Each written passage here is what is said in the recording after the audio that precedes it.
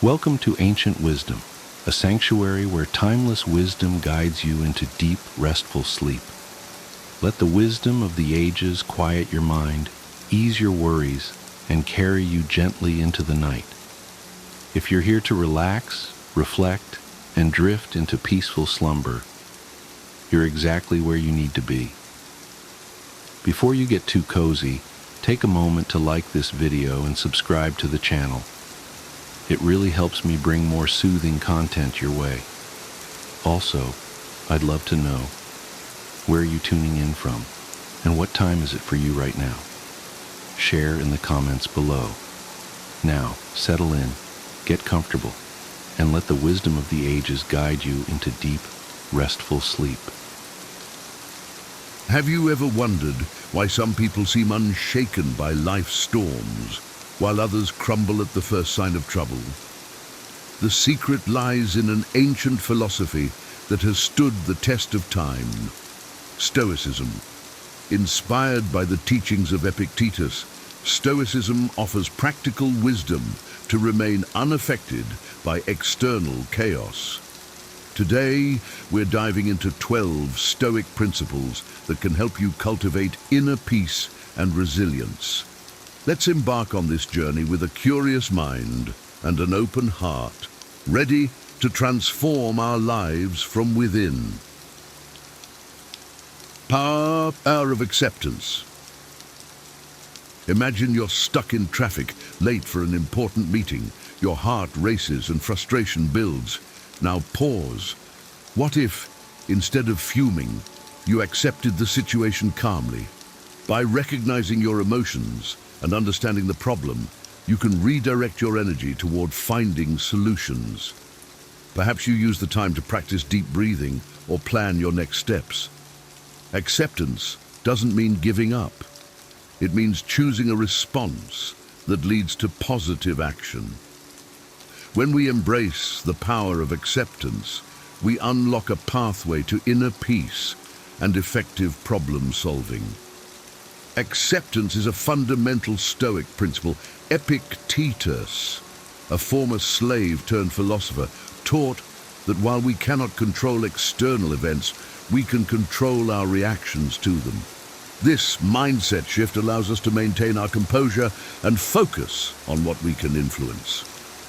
Consider Nelson Mandela, who spent 27 years in prison under harsh conditions.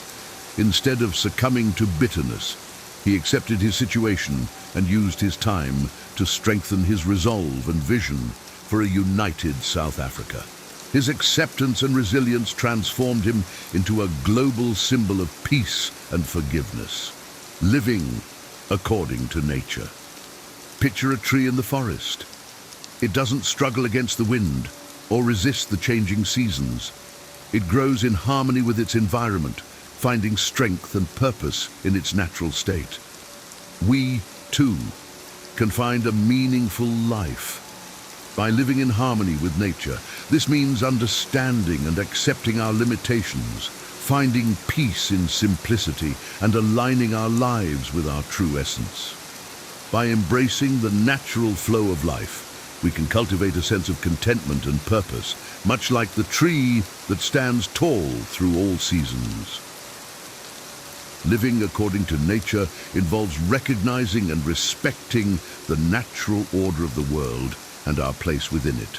This principle encourages us to live authentically, embracing our true selves without pretension or resistance. Consider the life of Henry David Thoreau, who spent 2 years living simply in a cabin near Walden Pond. Thoreau's experiment in simple living and self-sufficiency was an effort to reconnect with nature and understand life's essentials, reflecting the Stoic ideal of living according to nature. Mind control. Consider a skilled surfer riding the waves. They don't control the ocean, but masterfully navigate their board with discipline and focus. Similarly, controlling our thoughts and reactions is crucial for inner peace. It's about cultivating self-discipline and staying present. When faced with a challenging situation, instead of being swept away by emotions, take a moment to breathe and center yourself.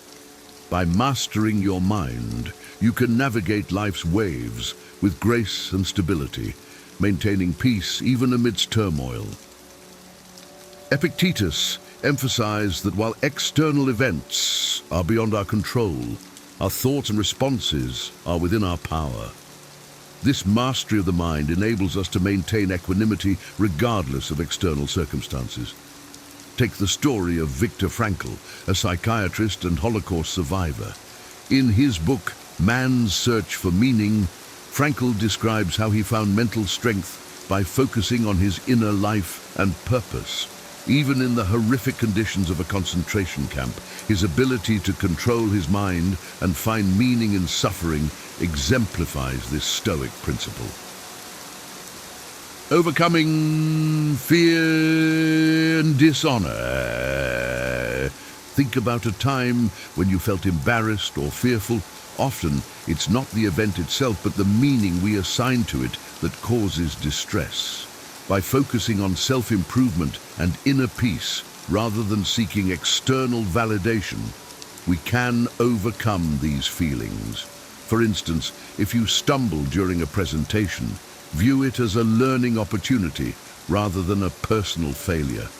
Shift your perspective to see every challenge as a step towards growth. By doing so, fear and dishonor lose their power over you. Stoicism teaches that fear and dishonor are products of our judgments.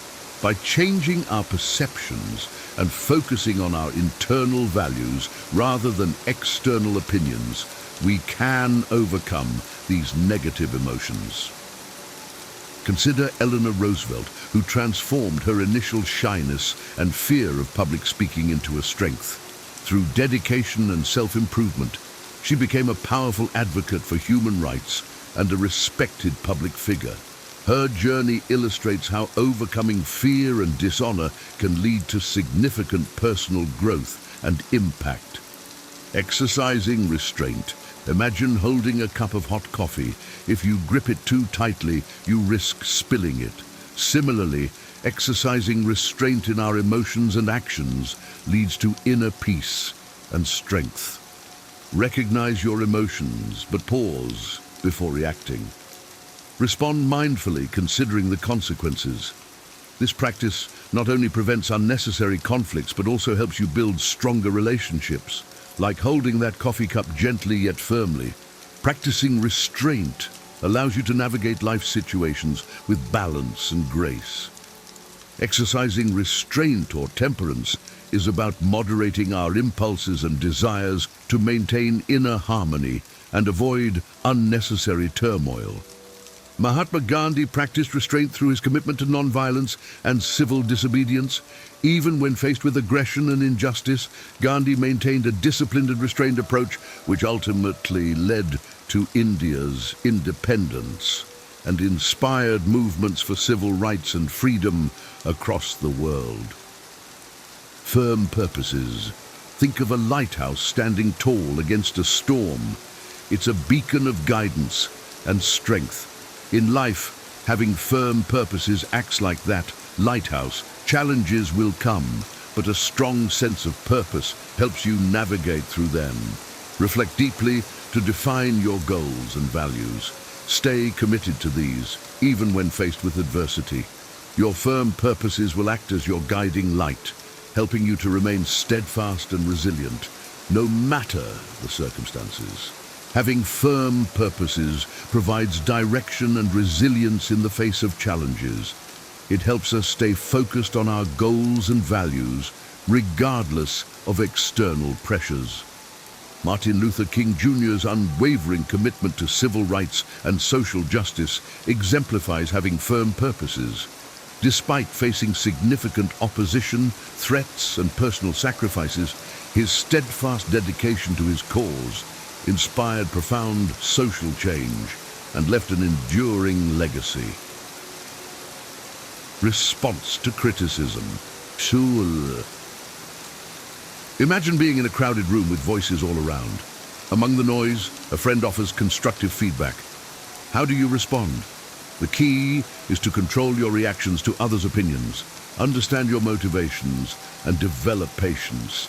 If someone criticizes you, see it as an opportunity to learn and grow rather than a personal attack. This mindset allows you to respond with gentleness and composure, turning criticism into a tool for self-improvement. Stoicism teaches us to view criticism as a means for self-improvement rather than a personal affront. By controlling our reactions, we can use feedback constructively. Abraham Lincoln faced harsh criticism throughout his presidency, particularly during the Civil War. Instead of reacting defensively, he often listened carefully and used constructive criticism to guide his decisions. His ability to respond thoughtfully to criticism contributed to his effectiveness as a leader. Anticipating obstacles. Think of a seasoned traveler packing for a journey. They anticipate weather changes, roadblocks, and detours. Similarly, in life, preparing for potential difficulties helps us face them calmly. Envision challenges you might encounter and plan accordingly.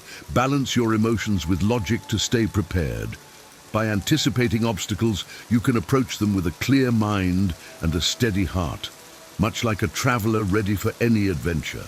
Anticipating obstacles, or premeditatio malorum, is a Stoic practice that involves preparing mentally for potential challenges. This foresight helps us remain composed and ready to handle adversity. Consider the approach of NASA engineers during the Apollo 13 mission. When an oxygen tank exploded, they were able to calmly and effectively solve the life-threatening problem because they had anticipated potential issues and prepared for various contingencies. Their foresight and preparation saved the lives of the astronauts and ensured the mission's safe return. Dealing with insults. Recall a time when someone's words stung. It's not the insult itself, but our perception of it that causes pain. Use these moments for reflection and growth. For example, if someone calls you lazy, instead of reacting defensively, consider whether there's any truth to it. Use it as a chance to improve yourself. By viewing insults as opportunities for self-betterment, you transform negative experiences into powerful catalysts for personal growth. Dealing with insults involves reframing our perspective and using the experience for self-improvement rather than letting it harm our self-esteem.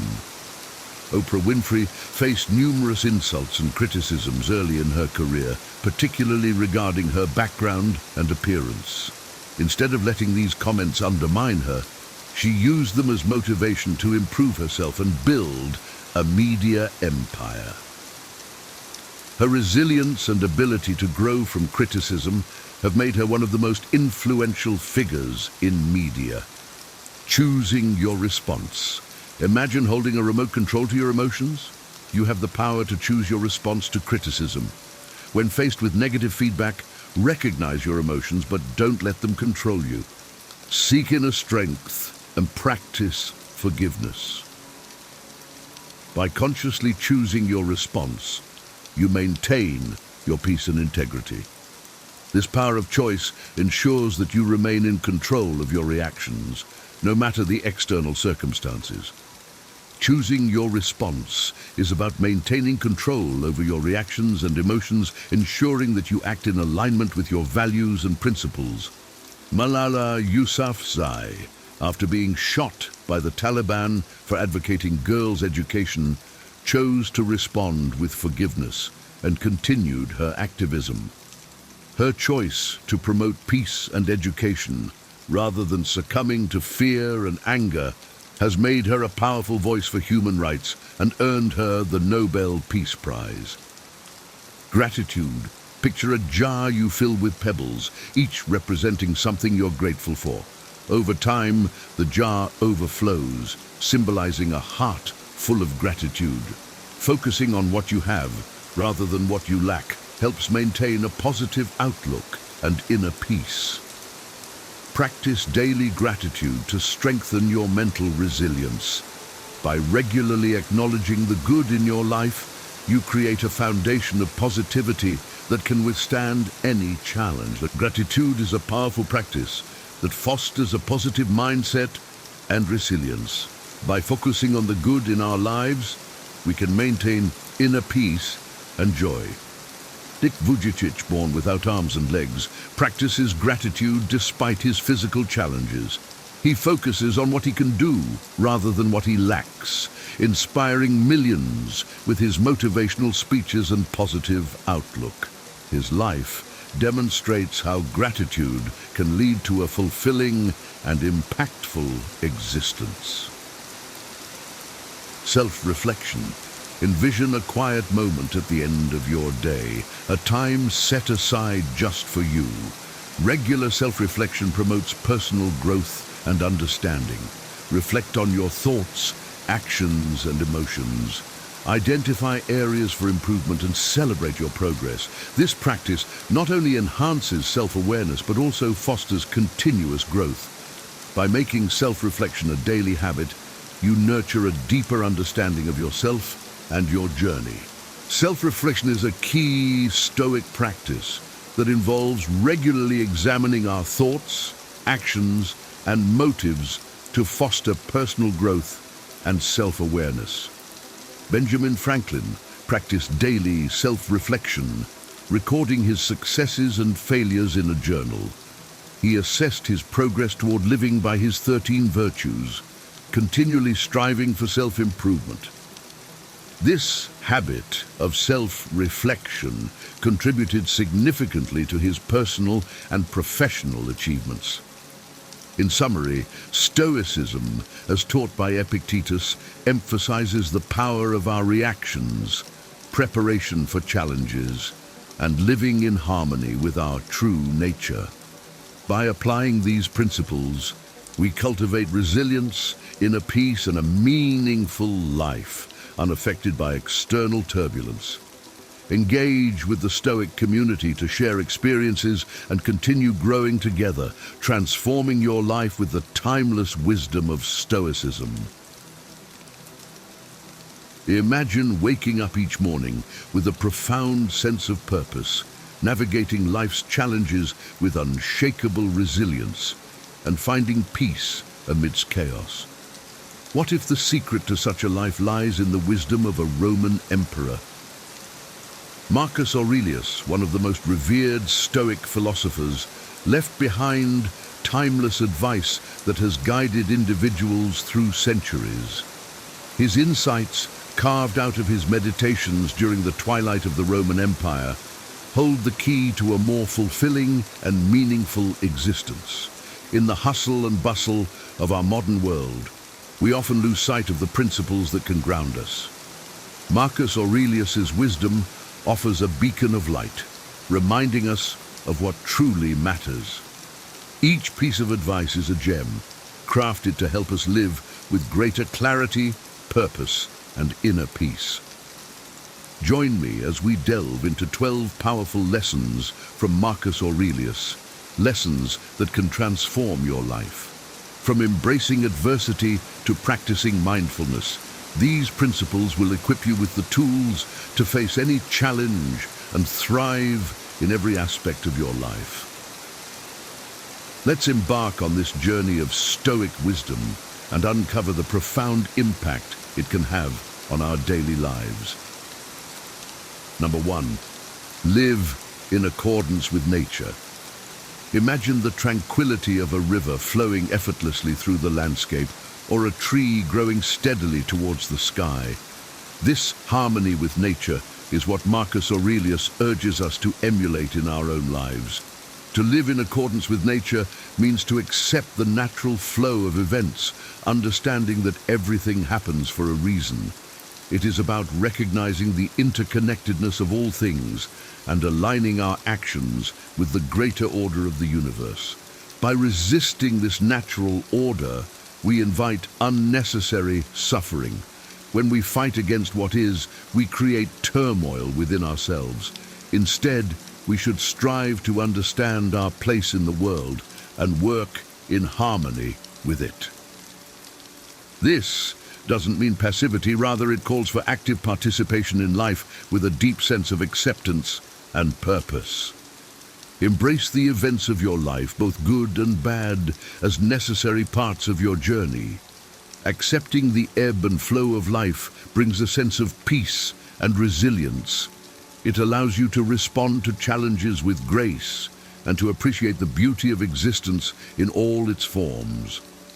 By living in accordance with nature, you cultivate inner tranquility and wisdom, navigating life with a steady and calm mind. Number 2, control your perceptions. Everything we hear is an opinion, not a fact. Everything we see is a perspective, not the truth. These words from Marcus Aurelius remind us that our perceptions shape our reality. It is not the events themselves that disturb us, but our judgments about them. To live a Stoic life is to master the art of controlling our perceptions. When faced with adversity, our initial reaction is often emotional and impulsive. We allow our judgments to cloud our vision, leading to unnecessary distress. Instead, we should strive to pause, reflect, and see things as they truly are. This practice helps in maintaining a clear and objective mind, free from the turmoil of unfounded fears and anxieties. Imagine a stormy sea. If you're tossed around by every wave, you will never find peace. But if you learn to navigate through the storm, you will find calm, even amidst chaos. Similarly, by controlling your perceptions, you remain centered regardless of external circumstances. You become the master of your mind, capable of choosing responses that align with wisdom and virtue. Remember, your mind is a powerful tool. Use it to shape a reality that reflects calmness, strength, and resilience. By controlling your perceptions, you reclaim your power and move through life with grace and fortitude. Number 3, practice mindfulness. Mindfulness is the art of being fully present in the moment. It is about engaging with the here and now without being distracted by the past or the future. Marcus Aurelius emphasizes the importance of this practice, urging us to focus on what we are doing and give it our full attention. In our fast-paced world, it's easy to get caught up in a whirlwind of thoughts and activities. We often find ourselves multitasking, spreading our attention thin and missing out on the richness of the present moment. Mindfulness calls us back to the simplicity and clarity of focusing on one thing at a time. When you're mindful, you bring a deep sense of awareness to your actions. Whether it's a mundane task or a significant endeavor, you approach it with the same level of attention and care. This not only enhances the quality of your work, but also fosters a sense of fulfillment and peace. Consider a craftsman who pours his heart into his creation, fully immersed in the process. His dedication transforms the ordinary into the extraordinary. Similarly, by practicing mindfulness, you elevate your daily experiences, finding joy and meaning in each moment. Embrace mindfulness as a way to connect deeply with your life, cultivating a presence that is both serene and powerful. Number 4, accept impermanence. Impermanence is a fundamental truth of life that Marcus Aurelius urges us to accept.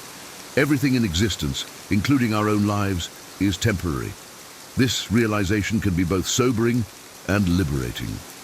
By accepting impermanence, we reduce our attachment to things and people, and in doing so, we minimize suffering. Imagine holding sand in your hand. The tighter you grasp, the more it slips away. But if you hold it gently, you can appreciate its presence without the fear of losing it. Similarly, by accepting the transient nature of life, you learn to cherish each moment without clinging to it. This acceptance doesn't mean indifference.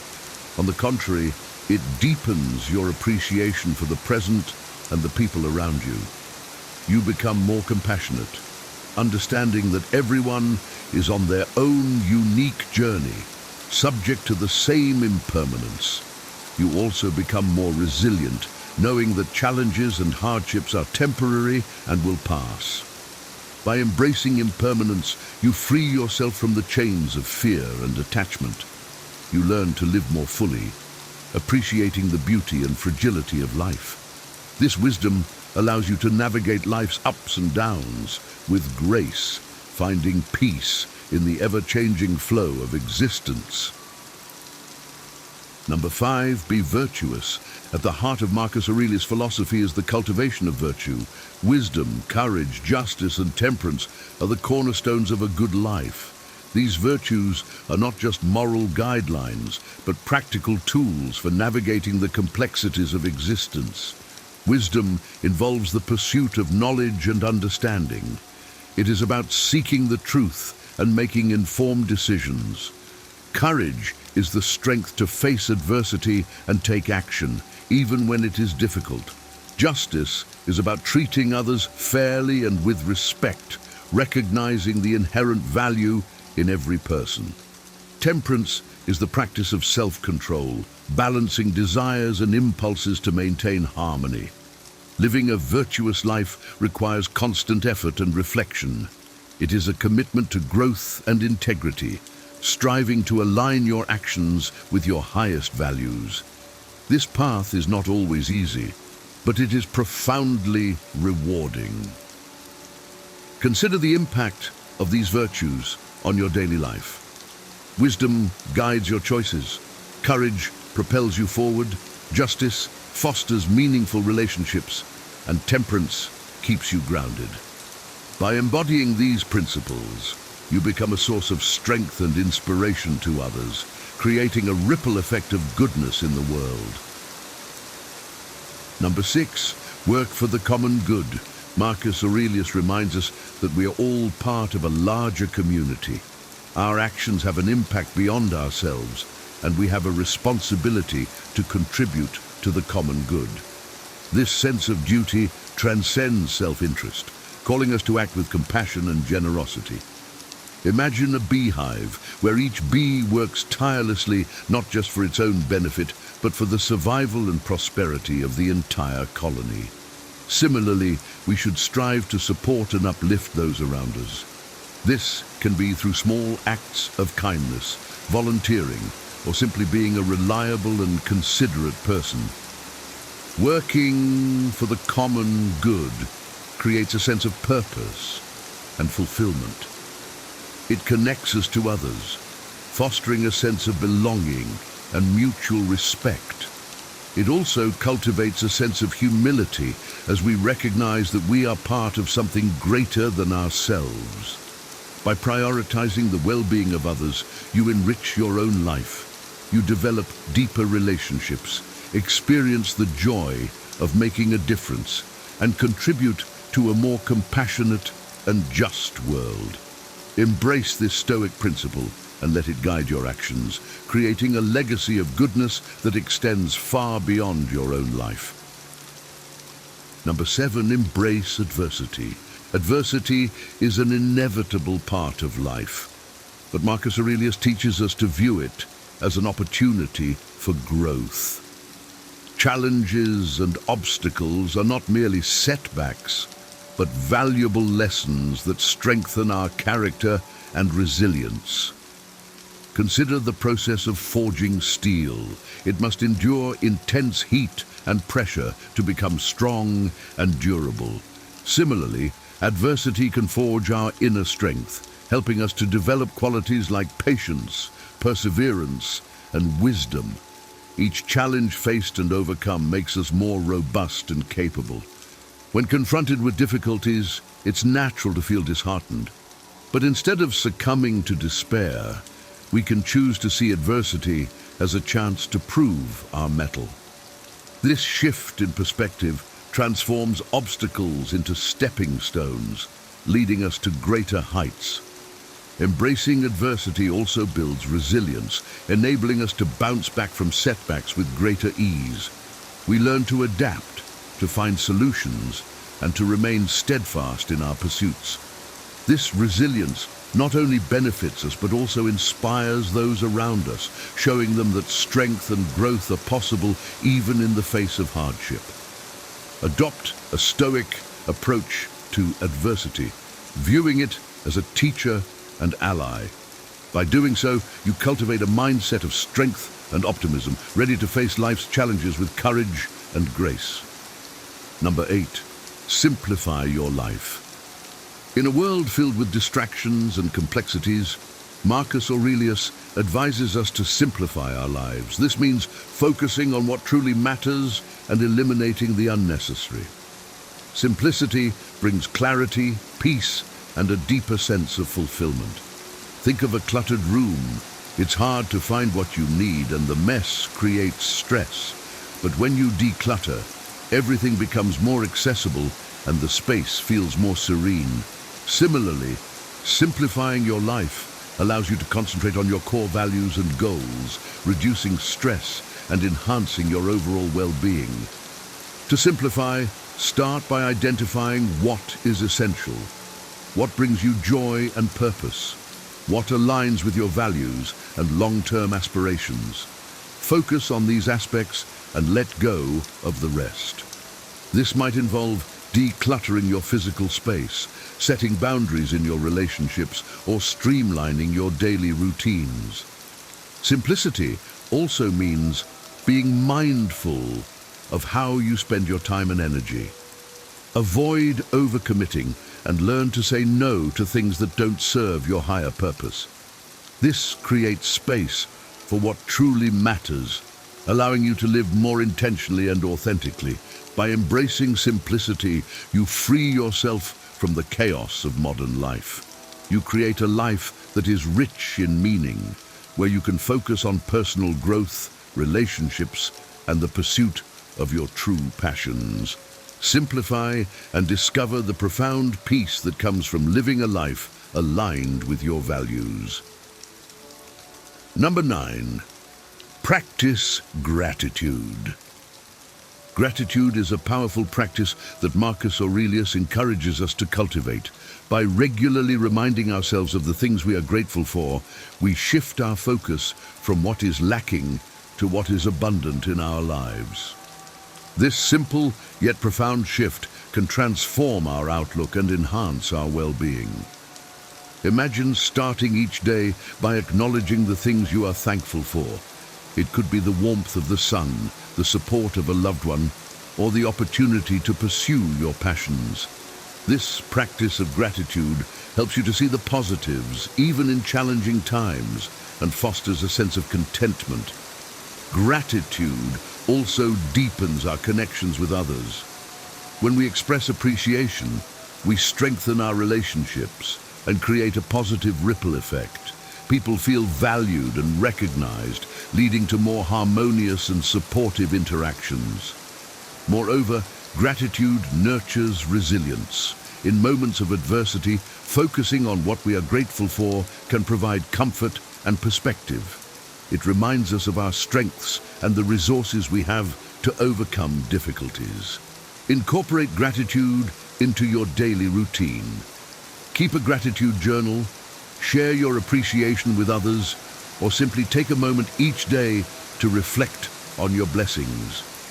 By doing so, you cultivate a mindset of abundance and positivity, enriching your life and the lives of those around you. Number 10, maintain self-discipline. Self-discipline is the cornerstone of a Stoic life. Marcus Aurelius teaches us that controlling our impulses and desires is essential for achieving true freedom and living a virtuous life. Self-discipline is not about harsh self-denial, but about making conscious choices that align with our values and long-term goals. Consider the power of self-discipline in shaping your life. It enables you to stay focused on your priorities, resist distractions, and overcome procrastination. It helps you to develop healthy habits, whether it's through regular exercise, mindful eating, or consistent study. These habits build a foundation for a fulfilling and productive life. Self-discipline also enhances your emotional resilience. By learning to control your reactions, you navigate challenges with a calm and steady mind. You become less swayed by fleeting emotions and more anchored in your principles. Imagine a disciplined artist who practices daily, honing their craft with dedication. Their discipline leads to mastery and fulfillment. Similarly, by cultivating self-discipline, you unlock your potential and achieve greater heights in your personal and professional life. Embrace self-discipline as a tool for empowerment. Set clear goals, establish routines, and hold yourself accountable. By doing so, you create a life of purpose and integrity, guided by your highest values and aspirations. Number 11, accept criticism gracefully. Criticism is an inevitable part of life, but how we respond to it can define our growth and character. Marcus Aurelius advises us to accept criticism gracefully, viewing it as a tool for self-improvement rather than a personal attack. When faced with criticism, our initial reaction might be defensiveness or hurt.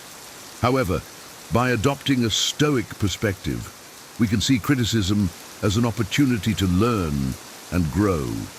It requires humility to acknowledge that we're not perfect and that others can offer valuable insights into our actions and behaviors. Consider the example of a seasoned craftsman. When his work is critiqued, he listens attentively, eager to refine his skills. He understands that constructive feedback is a gift that can help him achieve excellence. Similarly, we should approach criticism with an open mind, discerning its validity and applying it where it can benefit us. Accepting criticism gracefully also strengthens our relationships. It shows that we are willing to listen, learn, and grow, fostering mutual respect and understanding. It demonstrates emotional maturity and a commitment to personal development. Embrace criticism as a path to self-improvement. Listen without judgment. Reflect on the feedback and use it to enhance your growth. By doing so, you cultivate resilience, humility, and a continuous drive towards becoming your best self. Number 12, reflect daily. Daily reflection is a cornerstone of Stoic practice, emphasized by Marcus Aurelius. Taking time each day to reflect on your actions, thoughts, and experiences fosters self-awareness and continuous personal growth. This habit allows you to learn from your experiences and make conscious adjustments to your behavior. Imagine ending each day with a few moments of quiet contemplation. You review your interactions, decisions, and reactions, considering what went well and what could be improved. This practice helps you to identify patterns, recognize achievements, and address areas that need attention. Daily reflection also cultivates a deeper understanding of your values and goals. It keeps you aligned with your principles, ensuring that your actions are in harmony with your true self. This alignment brings a sense of clarity and purpose, guiding you through life's complexities with confidence and wisdom. Consider a gardener who tends to his plants each day, observing their growth and making necessary adjustments. Similarly, through daily reflection, you nurture your inner landscape, fostering a life of integrity and meaning. Make daily reflection a non-negotiable part of your routine. Whether through journaling, meditation, or quiet contemplation, dedicate time to review and learn from your day. This practice will enrich your life, guiding you towards continuous improvement and a deeper connection with your authentic self. As we wrap up our exploration of Marcus Aurelius's timeless wisdom, remember that these principles are not just historical artifacts. They are practical tools for a richer, more resilient life. Embracing adversity, practicing mindfulness, and living in accordance with nature are just a few ways you can transform your daily experiences. If you found value in these insights, imagine the impact they can have when applied consistently. Let Marcus Aurelius's teachings be your guide to navigating life's complexities with grace and strength. Your journey towards a wiser, more fulfilling life begins now. Have you ever heard a phrase so cutting it made you question your entire relationship? Statements like, "You're too sensitive," or "I can do better than you," aren't just hurtful. They're signs of something much deeper and far more dangerous. If she says any of these 10 things, it's not just a red flag, it's a signal to leave for your own good. Imagine staying in a relationship where your worth is constantly questioned, your feelings dismissed, or your love manipulated. These aren't minor issues. They're major warning signs of emotional imbalance that could cost you your peace, your confidence, and even your future happiness. You might think, is it really that bad? Or can't things change? But the harsh truth is, these behaviors often escalate, leaving you stuck in a cycle of self-doubt and regret. In this video, we'll break down 10 toxic phrases rooted in disrespect and manipulation. Using Stoic wisdom, we'll reveal why these statements are not just hurtful, but detrimental to your well-being, and how walking away is an act of self-respect and courage. Stick around, because by the end, you'll have the tools to protect your peace, guard your worth, and approach relationships with the wisdom of the Stoics. Now, let's dive into the first phrase you should never tolerate. 1. I'm too good for you. When someone tells you, "I'm too good for you," it's more about their mindset than your worth. A Stoic perspective teaches us that external validation, or the lack thereof, should never determine our sense of self. Marcus Aurelius reminded himself that you have power over your mind, not outside events. Realize this, and you will find strength. Hearing such a statement can be a blow to the ego, but ego is not your ally in such moments. Instead of reacting defensively or pleading for their validation, take a step back and assess the situation with clarity. What kind of person feels the need to assert superiority in a relationship? A healthy relationship is built on mutual respect and equality, not on one person belittling the other to inflate their own self-worth. This phrase is a red flag because it highlights a lack of humility and gratitude, both key virtues in Stoicism. It's not your role to prove your worth to someone who doesn't recognize it. As Seneca wisely stated, "A man is as miserable as he thinks he is." If their happiness hinges on feeling superior, they are already trapped in their own misery. For your own good, practice the art of detachment. Detachment doesn't mean apathy. It means understanding what is within your control, your actions, thoughts, and values, and letting go of what isn't, like someone else's opinion of you. By walking away from someone who demeans you, you protect your peace and pave the way for healthier, more uplifting relationships. Remember, you don't need someone to validate your worth. True strength lies in knowing your value, regardless of others' judgments. This is the essence of living a Stoic life, calm, resilient, and grounded in self-respect. 2. You need to change. When someone demands that you need to change, Stoicism teaches us to pause and reflect. Change is not inherently bad. In fact, growth often requires it.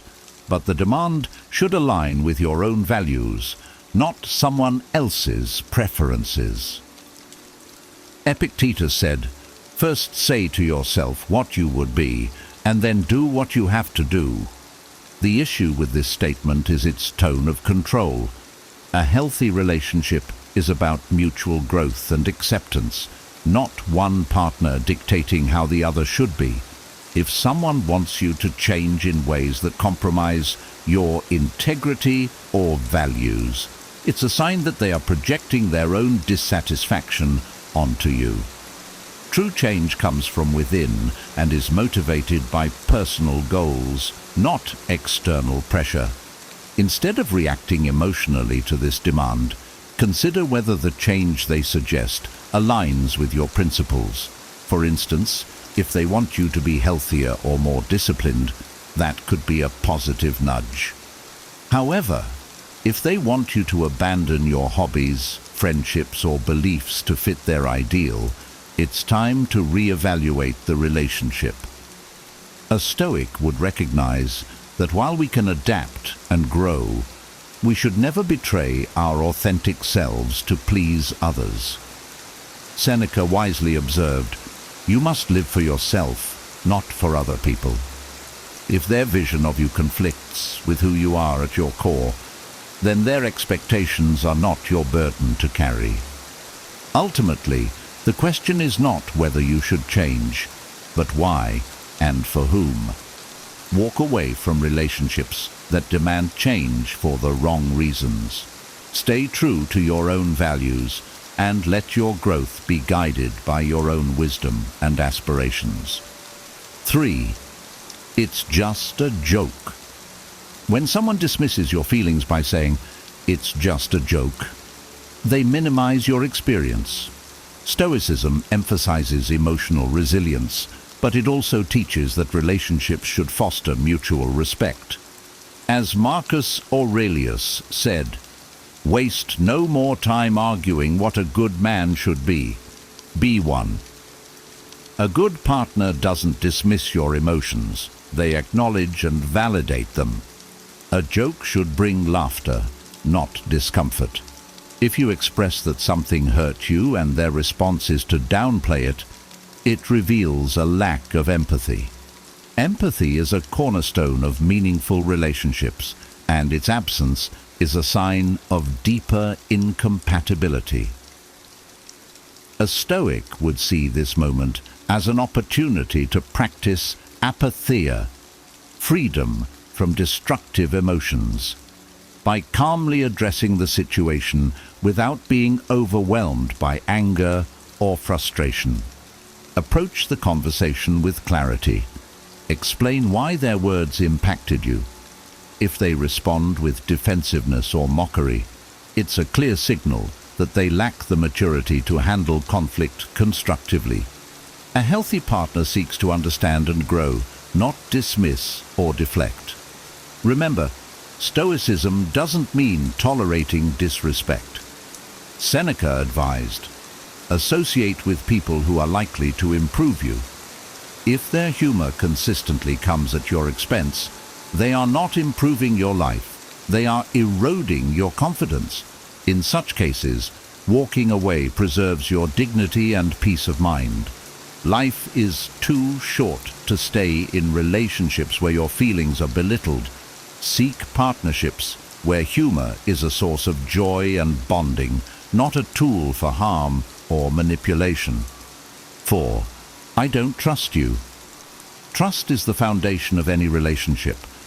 When someone says, "I don't trust you," it signals a serious issue that must be addressed. Stoic wisdom teaches us to examine the root cause of conflict without taking it personally. As Marcus Aurelius advised, "If someone is able to show me that what I think or do is not right, I will happily change, for I seek the truth." Begin by calmly asking why they feel this way. Is their mistrust based on a misunderstanding, past experiences, or your actions? If you've made a mistake, own it and take steps to rebuild trust. However, if their mistrust stems from insecurity or past trauma that they project onto you, understand that their burden is not yours to carry. A Stoic recognizes that we cannot control others' perceptions. What we can control is our honesty and integrity. If you have acted with honor and your partner still cannot trust you, it may be a sign that they are not ready for a healthy relationship. Epictetus reminds us, "It is impossible for a man to learn what he thinks he already knows." If they are unwilling to trust despite your efforts, further discussion may be futile. Ultimately, a relationship without trust becomes a source of constant tension and self-doubt. While you can empathize with their struggles, you must also prioritize your peace. If trust cannot be restored, walking away is an act of self-respect. Let go of what you cannot control and focus on maintaining your own virtues. Trustworthy people attract trustworthy partners, and in time, you'll find someone who values the bond you offer. 5. You should be grateful, I'm with you. When someone says, "You should be grateful, I'm with you," they are framing the relationship as a one-sided favor rather than a mutual bond. Stoicism teaches us to recognize our inherent worth and not allow others to manipulate us through such statements. As Epictetus wisely put it, know first who you are and then adorn yourself accordingly. You don't need someone else's permission to feel worthy. Gratitude is a virtue, but it should be mutual, not demanded. A healthy relationship is built on shared respect, not on one person's belief that they are doing the other a favor. This kind of statement is often a subtle form of control, aimed at making you feel lesser so you won't question their behavior or the relationship itself. Instead of internalizing their words, ask yourself whether this person truly appreciates you. Marcus Aurelius said, "The soul becomes dyed with the color of its thoughts." If you allow such belittling statements to take root in your mind, they can erode your confidence over time. A Stoic would detach from such negativity, understanding that self-worth comes from living virtuously, not from someone else's approval. Gratitude should flow both ways. If someone cannot appreciate you as an equal, it's time to walk away. Respect yourself enough to seek a relationship where both partners feel fortunate to have one another. By leaving such a dynamic, you preserve your dignity and create space for a healthier connection. 6. I don't need a man. While independence is commendable, when someone uses this phrase to undermine the relationship, it reflects an unwillingness to embrace mutual interdependence. Stoicism teaches us that human beings are social creatures who thrive through collaboration. As Marcus Aurelius stated, "What brings no benefit to the hive brings no benefit to the bee." The issue with this phrase isn't independence. It's the dismissive tone that devalues the partnership. A Stoic approach would first seek to understand, is this a statement of genuine independence or a tactic to diminish your role in the relationship? If it's the latter, it may indicate deeper issues of resentment or ego that cannot sustain a healthy bond. Interdependence doesn't mean dependency. It means recognizing that a relationship is stronger when both partners support one another's growth. If someone views the partnership as unnecessary or unimportant, they may lack the emotional investment required to build a lasting connection. Remember Epictetus's advice: make the best use of what is in your power and take the rest as it happens. You cannot control someone else's values or beliefs, but you can control how you respond. If their perspective undermines the relationship's foundation, walking away is an act of wisdom. A fulfilling partnership requires mutual effort and respect. If they don't value what you bring to the table, seek a connection where your contributions are appreciated and reciprocated. 7. My friends are more important. While friendships are vital, a partner who consistently prioritizes friends over the relationship is sending a clear message about where you stand. Stoicism reminds us to evaluate what is within our control and what aligns with our values. Seneca said, "Associate with people who are likely to improve you." A partner who marginalizes you for their friends may not be contributing to your growth or well-being. There's a fine balance between maintaining friendships and nurturing a relationship. However, if they habitually put their friends' needs ahead of the partnership, it shows a lack of commitment. A Stoic would not beg for attention, but would instead reflect on whether the relationship aligns with their principles of mutual respect and shared priorities. Approach the situation calmly. Express your feelings without anger or blame, as Stoicism advocates rational discourse over emotional outbursts. If they are unwilling to acknowledge your concerns or make an effort to balance their priorities, it may be time to reconsider the relationship. A relationship should feel like a partnership, not a competition. If you are consistently placed second, it's a sign that they are not ready for the depth of connection you deserve. By leaving, you honor your own values and make space for a partner who is equally invested. 8. If you loved me, you would. This statement is a form of emotional manipulation, pressuring you to act against your will or values under the guise of love. Stoic philosophy teaches us to guard our autonomy and live according to reason, not external pressures. Epictetus said, "No man is free who is not master of himself." When someone uses your love as leverage, it suggests an imbalance in the relationship. Love should inspire freedom and mutual growth, not coercion. This phrase often implies that your love is conditional on meeting their demands, which is contrary to the Stoic ideal of relationships based on virtue and respect. Reflect on whether their request aligns with your principles.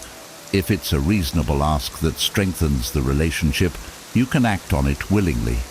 However, if it requires compromising your integrity or values, a Stoic would calmly but firmly refuse. Marcus Aurelius reminded us, "Be tolerant with others and strict with yourself. You can empathize with their desires without succumbing to manipulation. True love doesn't demand, 'If you loved me, you would.' Instead, it encourages, 'Because we love each other, we grow together.' If this dynamic is absent, leaving is an act of self-respect. Detach from manipulation and seek a partnership that nurtures your autonomy and values. 9. You're too sensitive. When someone dismisses your feelings as oversensitivity, they undermine your emotional experience and invalidate your perspective. Stoicism encourages emotional resilience, but it also emphasizes the importance of reasoned understanding. As Marcus Aurelius advised, do not be ashamed of needing help. You have a duty to fulfill like a soldier at the wall. Dismissing feelings is not constructive, understanding them is. The phrase, "you're too sensitive," often reflects the speaker's inability or unwillingness to take responsibility for their actions. A Stoic response would focus on clarity. Are you genuinely overreacting, or is the other person deflecting accountability? If your concerns are reasonable, their dismissal signals a lack of empathy.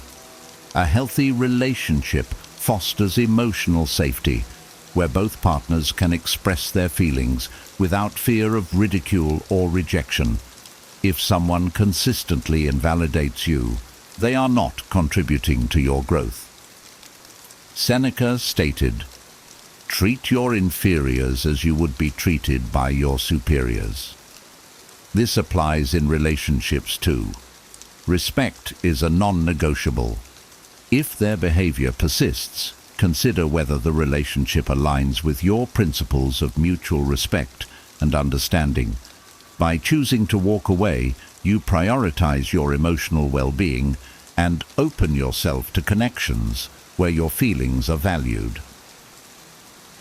10. I'm not over my ex. This phrase is a clear indication that they are emotionally unavailable. Stoic wisdom teaches us to let go of what is outside our control and to focus on living in the present. Marcus Aurelius wrote, "Do not let the past disturb you. Leave it in the hands of the past. If someone is stuck in their past, they are not ready to build a future with you. Remaining in a relationship where one partner is emotionally tethered to someone else can lead to frustration, insecurity, and stagnation. A Stoic would recognize that while you may feel compassion for their struggles, their emotional baggage is not yours to carry. Your time and energy are precious resources that should not be spent on someone who cannot fully commit. Have an honest conversation to understand their emotional state. If they are making genuine efforts to move forward and you see progress, you might consider giving the relationship time. However, if they remain fixated on their ex, it's best to walk away. As Epictetus said, don't explain your philosophy, embody it. Demonstrate self-respect by choosing a partner who is fully present and emotionally available. Leaving may feel difficult, but it is an act of wisdom and self-love. You deserve a partner who is as committed to the relationship as you are, unburdened by past attachments. 11. You don't make enough money. When someone says you don't make enough money, they're reducing your value to a financial metric. Stoicism teaches us that our worth is determined by our character and virtues, not by external measures like wealth. Seneca reminds us, it is not the man who has too little, but the man who craves more that is poor. This statement reflects a materialistic mindset that often leads to dissatisfaction. If your partner evaluates your worth based on income alone, it indicates they may lack the depth to appreciate the intangible qualities that truly matter in a relationship.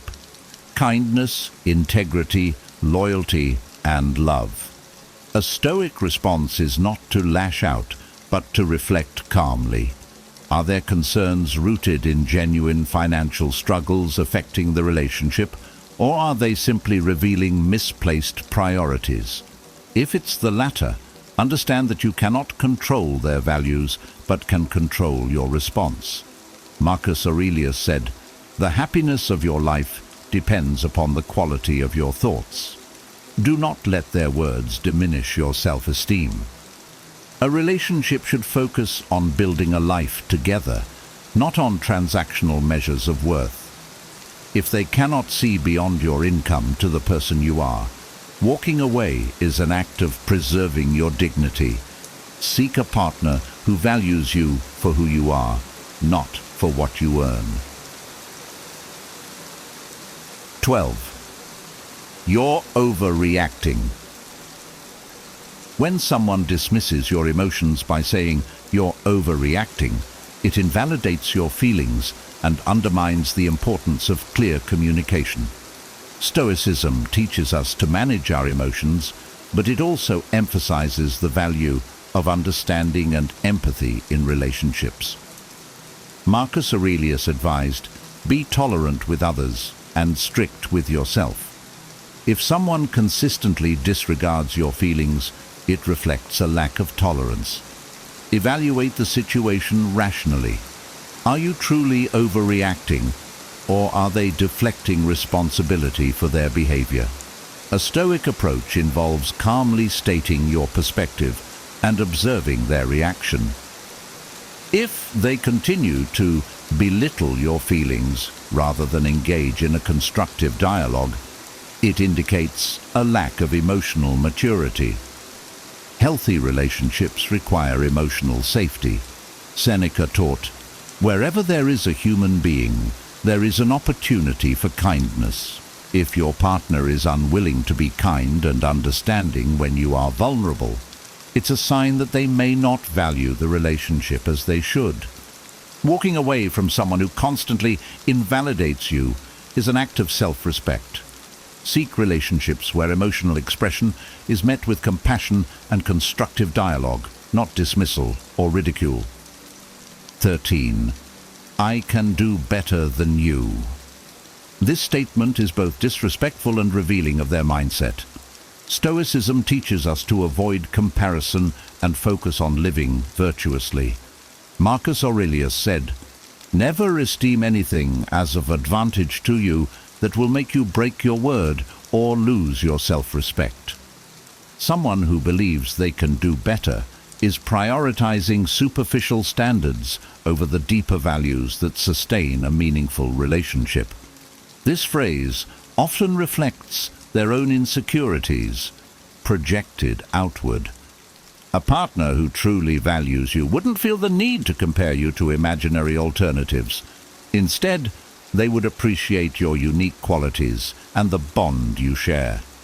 A Stoic would not react emotionally to such a statement, but would instead assess the situation calmly. Does their behavior consistently show a lack of respect or gratitude? If so, it's time to walk away. Epictetus reminds us, "The key is to keep company only with people who uplift you, whose presence calls forth your best." Leaving a partner who demeans you is not an act of weakness but of strength. It shows that you value yourself and will not settle for less than a relationship built on mutual respect and admiration. 14. I'm not ready for a relationship. When someone says, "I'm not ready for a relationship," believe them. Stoicism teaches us to accept reality as it is, not as we wish it to be. Marcus Aurelius wrote, "You have to assemble your life yourself, action by action." If they are not ready, no amount of effort on your part can change their state of mind. This statement is not inherently wrong, but it signals a fundamental mismatch in timing and priorities. A Stoic would recognize that forcing a relationship with someone who is unprepared is futile. Instead, focus on your own growth and fulfillment. Seneca advised, "Throw aside all hindrances and give up your time to attaining a sound mind." If their hesitation creates uncertainty and emotional distress for you, it's better to let go and invest in your own well-being. A relationship requires both partners to be equally committed and ready to build together. By walking away, you free yourself to find someone who is aligned with your readiness and values. Trust the process and understand that every ending creates space for a new beginning. 15. You should be more like my friend's boyfriend. Comparing you to others, especially in a romantic relationship, is both unfair and harmful. Stoicism teaches us to avoid envy and comparison, focusing instead on our own journey and virtues. Epictetus said, "Make the best of what is in your power and take the rest as it happens." This statement undermines individuality and fails to appreciate the unique qualities you bring to the relationship. A partner who makes such comparisons lacks gratitude and may be chasing an unrealistic ideal rather than valuing the reality of your bond. A Stoic response is to calmly address the issue. Explain how such comparisons are unhelpful and hurtful. If they persist in this behavior, it reflects a deeper lack of respect and contentment. Marcus Aurelius wisely observed, "Reject your sense of injury, and the injury itself disappears. Do not internalize their dissatisfaction as a reflection of your worth." A healthy relationship celebrates each person's unique traits rather than measuring them against others. If they cannot appreciate you for who you are, it's time to walk away and seek a partnership rooted in mutual respect and admiration. You deserve someone who values you as you are, not as a comparison. In relationships, words are powerful. They can build bonds or destroy them. If you've heard any of these 15 phrases, remember, walking away isn't giving up. It's choosing your peace, self-respect, and future happiness. Stoicism teaches us to value what we can control, our actions, our values, and how we respond to challenges. And sometimes the wisest response is to leave a situation that no longer aligns with your worth. If this video resonated with you, make sure to like it and subscribe to the channel for more insights on navigating life with wisdom and strength. Also, I'd love to hear from you. Share your thoughts and takeaways in the comments below. Have you experienced any of these phrases before? How did you handle them? Let's learn and grow together. Thanks for watching, and remember, the best relationships uplift you. They never diminish you. Stay strong, and I'll see you in the next video. Here are 12 habits that will make you silently magnetic, the kind of person others are naturally drawn to without even knowing why. Imagine walking into a room and commanding attention, not because you're loud, flashy, or over the top, but because your energy speaks volumes. These habits aren't about tricks or manipulation. They're rooted in timeless wisdom, principles used by the Stoics to cultivate strength, integrity, and influence. But here's the twist. Most people think attraction is about what you say or how you look. It's not. It's about who you are when no one's watching. Mastering these habits will not only change how others see you, but also how you see yourself. By the end of this video, you'll understand why quiet confidence is more powerful than loud charisma, and how small, consistent actions can create a presence that's impossible to ignore. Ready to unlock the power of silent attraction? Let's dive in. 1. Master emotional control. Imagine this. You're sitting in a meeting at work and someone challenges your idea, rudely, even dismissively. Your pulse quickens, your face feels hot, and you're tempted to fire back. But instead, you pause, take a breath, and respond calmly, even thoughtfully. That's mastery over emotional control, and it's a skill that changes everything. The Stoics taught us that our emotions, while natural, should never control us. Marcus Aurelius said, "You have power over your mind, not outside events. Realize this, and you will find strength." The world is full of provocations, some intentional, others accidental, but how we respond is entirely up to us. When you master emotional control, you become a pillar of stability in a chaotic world. People are naturally drawn to those who don't flinch in the face of adversity, who can weather storms without becoming a storm themselves. It's not about suppressing your feelings, it's about acknowledging them without letting them dictate your actions. Think about someone you admire for their composure. They radiate an unshakable confidence, don't they? That's because emotional control signals strength. It shows you're grounded, self-assured, and dependable. And in a world starved for stability, those qualities make you magnetic. Mastering yourself is step 1 to mastering life. 2. Listen with intent. Picture this.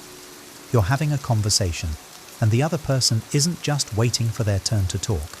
They're truly listening, nodding, making eye contact, asking thoughtful questions. How does that make you feel? Valued, seen, understood. Now imagine being that person for someone else. The Stoics, especially Epictetus, emphasized the importance of listening. He said, "We have 2 ears and 1 mouth so that we can listen twice as much as we speak." Listening with intent is not just a skill, it's a gift. It's how you tell others, without words, that they matter. When you truly listen, people feel an unspoken connection with you. They open up, trust grows, and relationships deepen. And here's the thing, it's rare. Most people are too consumed with their own thoughts to really hear someone else. By doing the opposite, you silently set yourself apart. Start small. In your next conversation, put down your phone. Look the person in the eye. Resist the urge to interrupt. It's not just about understanding their words, it's about hearing their heart. Over time, this habit not only strengthens your relationships, but also makes you a person others naturally gravitate toward. 3. Be consistent in your values. Imagine a friend who always keeps their word. When they promise to show up, they do. When they commit to something, they follow through. Doesn't that kind of reliability make them stand out in a world where flakiness is the norm? The Stoics believe that living consistently with your values is the essence of a good life. Seneca wrote, "It is not the man who has too little, but the man who craves more, that is poor." In other words, integrity comes from within, not from external circumstances. It's about staying true to your principles, no matter the cost. When you're consistent in your values, people trust you. They know where you stand and what you stand for. You become a person of substance, someone who doesn't sway with the wind of public opinion or convenience. And trust, once earned, is a powerful form of silent attraction. Take stock of your values. Are you living in alignment with them? If not, adjust your actions. Consistency doesn't require perfection. It requires commitment. Over time, this habit not only builds your character, but also draws others to you in ways you can't force or fake. 4. Speak less, act more. Think about the people you admire most. Are they the ones who talk endlessly about their goals and ambitions, or are they the ones who quietly achieve them? Actions, as the saying goes, speak louder than words, and this truth is timeless. The Stoics lived by this principle. Marcus Aurelius wrote, "Waste no more time arguing about what a good man should be. Be one." Talking is easy, doing is hard, but it's in the doing that you earn respect and admiration. People are drawn to those who let their actions speak for themselves. Consider this. If you consistently show up for others, keep your commitments, and follow through on your promises, you won't need to tell people who you are. They'll already know. In a world of empty words, your deeds become a beacon of authenticity. Challenge yourself to say less and do more. When tempted to boast or justify, pause. Let your actions reveal your character. Over time, this silent strength not only builds your credibility, but also attracts people who value substance over style. It's not about being flashy. It's about being real, and that's magnetic. 5. Exude gratitude. Imagine you're walking down the street and a stranger holds the door open for you. Instead of rushing past, you pause, smile and say, "Thank you." That small moment of gratitude not only lifts your mood, but also leaves a positive impression on the other person. Now imagine living every day with that mindset. The Stoics emphasized gratitude as a cornerstone of a fulfilling life. Seneca wrote, "It is not happiness that makes us grateful, but gratefulness that makes us happy." Gratitude shifts your focus from what's lacking to what's abundant, and this shift has a profound effect, not just on you, but on everyone around you. When you practice gratitude, it shows in your demeanor. You radiate warmth, appreciation, and contentment. People are naturally drawn to that energy because it feels good to be around someone who recognizes the beauty in life, even in the small things. Start by acknowledging the little blessings. Write them down, say them out loud, or simply reflect on them during quiet moments. Over time, this habit rewires your mind to see opportunities instead of obstacles. And as you exude gratitude, you'll find that others are silently drawn to your uplifting presence. 6. Maintain your composure. Picture this. You're stuck in traffic and cars are honking all around you. Some drivers are yelling out their windows while others are banging their steering wheels. But there you sit, calm, unbothered, perhaps even humming along to your favorite song. That's composure in action. The Stoics believed that composure is the hallmark of true strength. Marcus Aurelius advised, "You have power over your mind, not outside events. Realize this, and you will find strength." The world will test you with challenges, delays, and irritations, but your reaction is entirely within your control. When you maintain your composure, you signal to others that you're grounded and resilient. It's not about suppressing your emotions, but rather mastering them. in a world where many people are quick to anger or panic, your calmness becomes a rare and attractive quality. Practice composure in small moments, a rude comment, a delayed appointment, or a minor setback. Each time you remain steady, you're building the muscle of self-control. Over time, this quiet strength will not only improve your life, but also draw others who admire your unshakable demeanor. 7. Develop deep self-awareness. Think back to a time when you overreacted. Maybe you snapped at someone, only to realize later that it wasn't really about them, but about something you were struggling with internally. That realization is self-awareness, and it's a skill that transforms how you interact with the world. The Stoics urged self-awareness as a lifelong practice. Epictetus said, "Know, first, who you are, and then adorn yourself accordingly." Understanding your thoughts, emotions, and triggers allows you to navigate life with clarity and purpose. Without this awareness, you're at the mercy of your impulses. When you develop deep self-awareness, you exude a quiet confidence. You understand your strengths and weaknesses, and you don't need external validation to feel secure. This authenticity is magnetic because it shows you're comfortable in your own skin. Cultivate self-awareness by reflecting daily, through journaling, meditation, or simply asking yourself, why did I react that way? Over time, this habit will help you grow emotionally and mentally. And as you deepen your understanding of yourself, you'll notice that others are naturally drawn to your genuine and grounded presence. 8. Live with purpose. Imagine waking up every day with a clear sense of direction. Your actions feel meaningful, and your time is spent on what truly matters. Now contrast that with drifting aimlessly, letting distractions dictate your days. The difference? Purpose.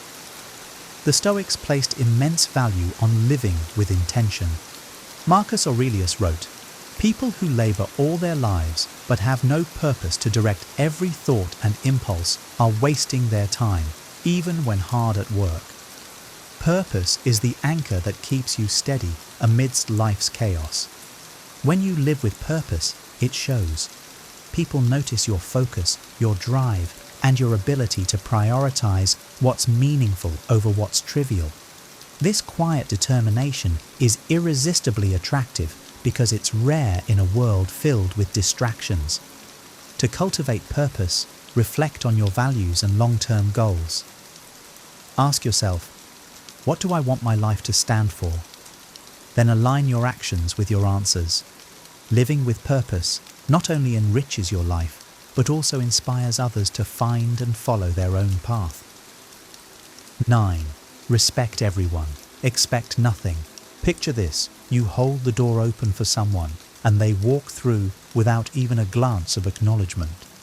Most people would feel slighted, but what if you didn't?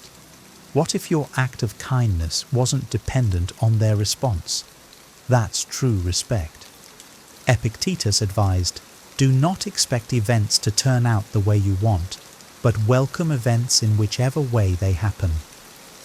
When you respect others without demanding anything in return, you demonstrate strength of character.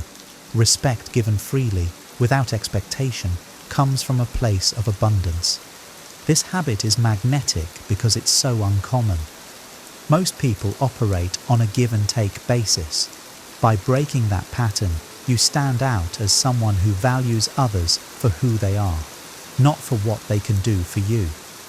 Start by practicing small acts of kindness without seeking recognition. Smile at a stranger, lend a hand, or offer a kind word. Over time, you'll notice that this quiet respect not only makes others feel valued, but also makes you someone they respect in return. 10. Focus on your growth.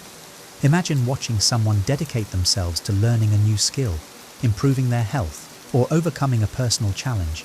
It's inspiring, isn't it? Growth is contagious. It motivates others and makes them want to be around you. The Stoics believed in constant self-improvement. Seneca said, "As long as you live, keep learning how to live."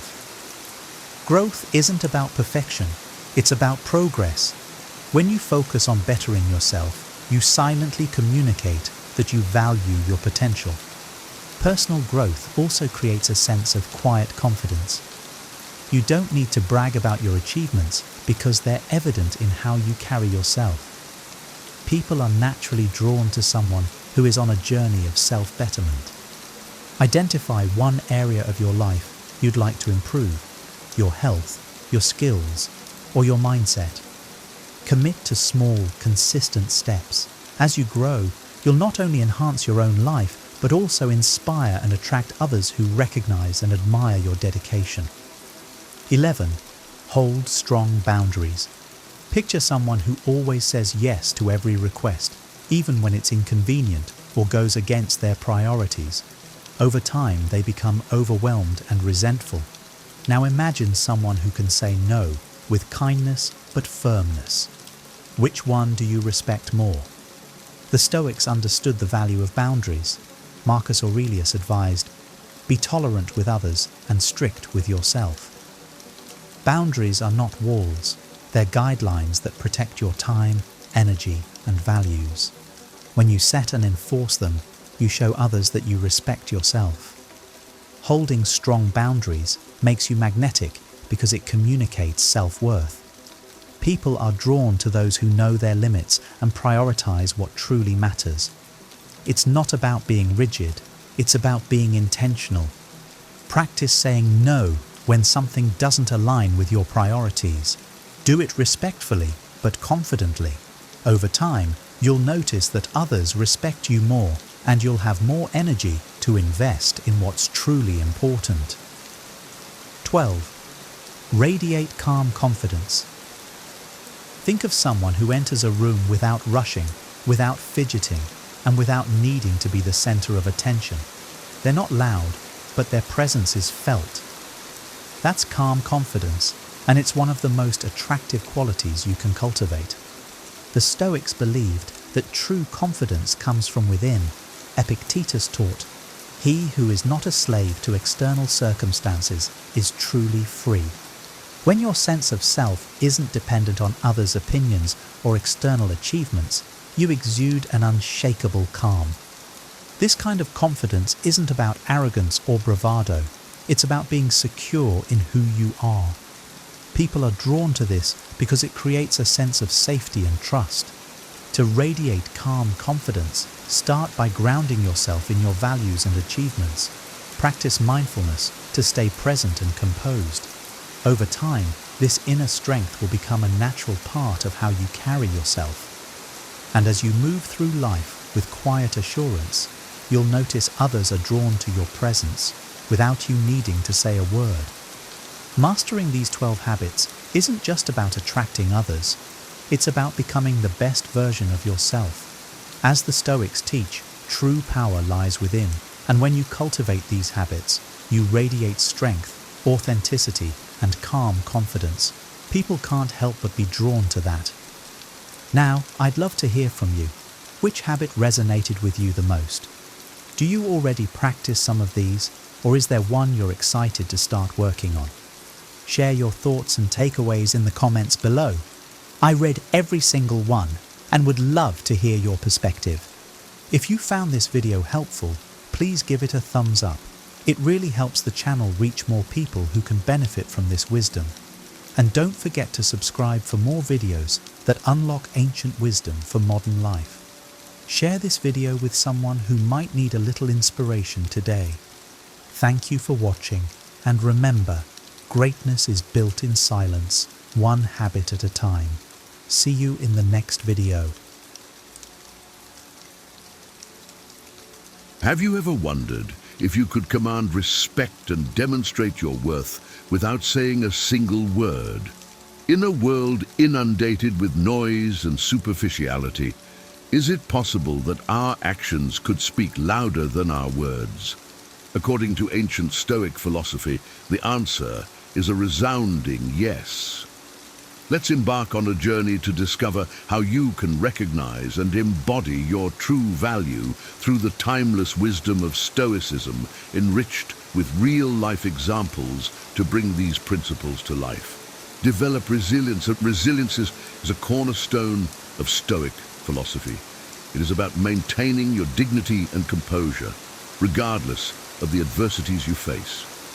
Consider the life of Nelson Mandela, who spent 27 years in prison, yet emerged unbroken, leading South Africa out of apartheid and becoming a global symbol of endurance and dignity.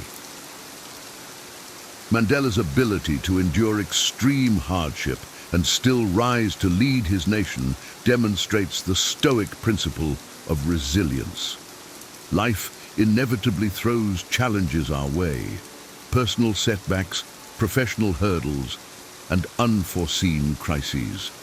The Stoics believed that our worth is truly shown in how we handle these difficulties.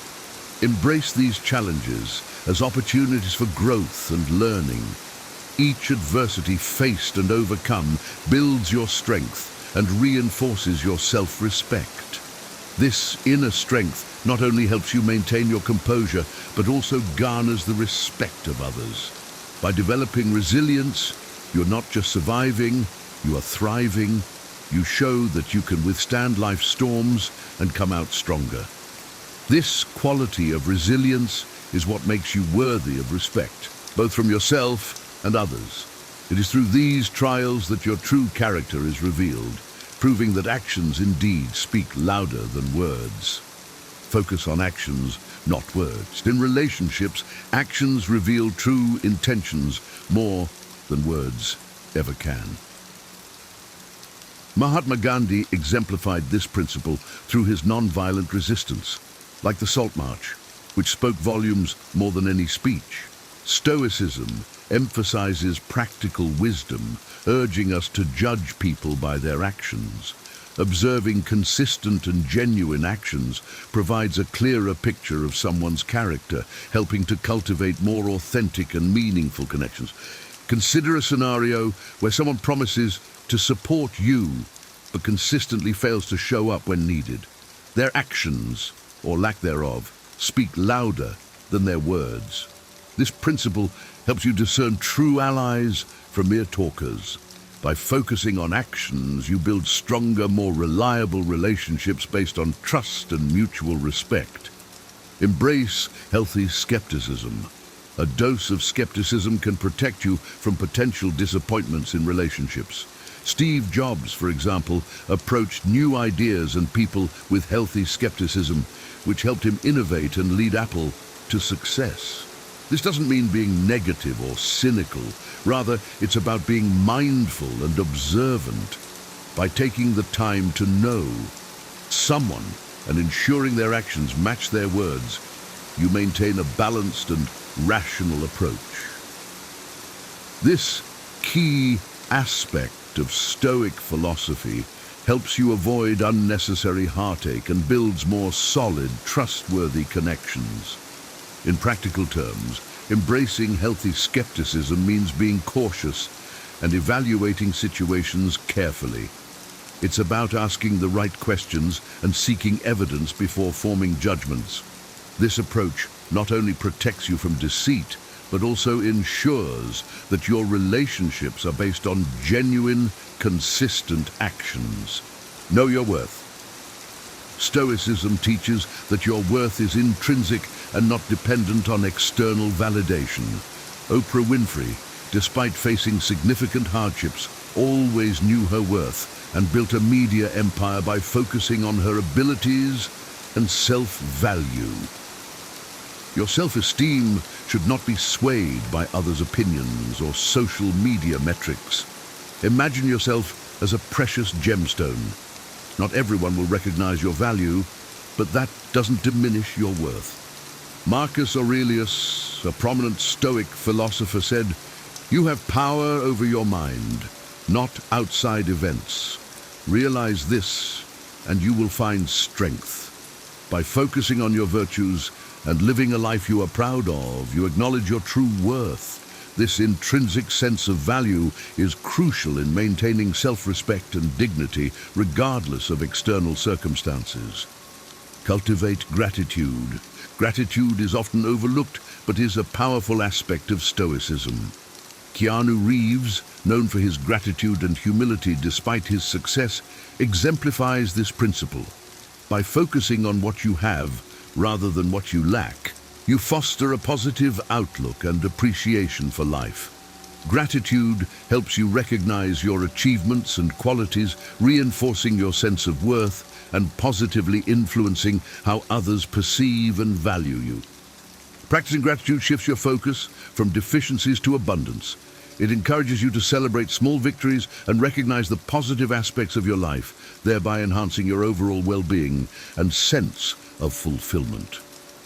This practice not only improves your own mental health, but also makes you more pleasant to be around, further enhancing your relationships. Limit access. In a world of instant gratification, maintaining a sense of mystery and depth can enhance your perceived value.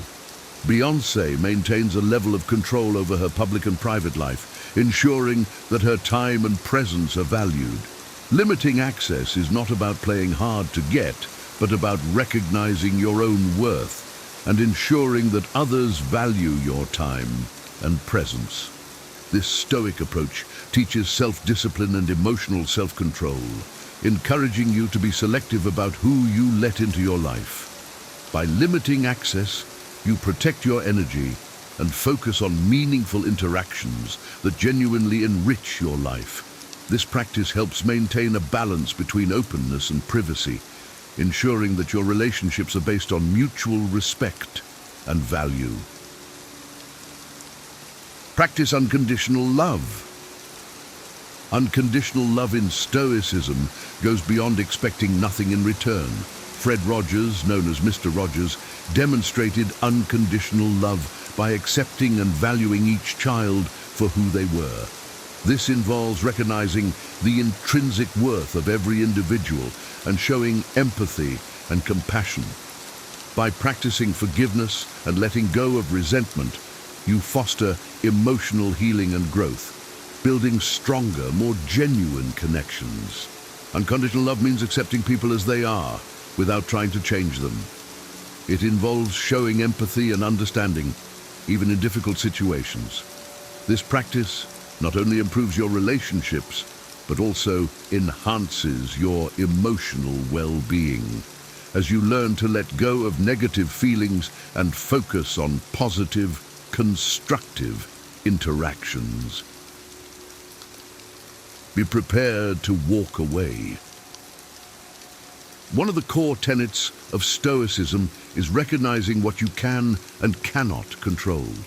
J.K. Rowling faced numerous rejections but knew her worth, walking away from offers that didn't respect her work until she found success.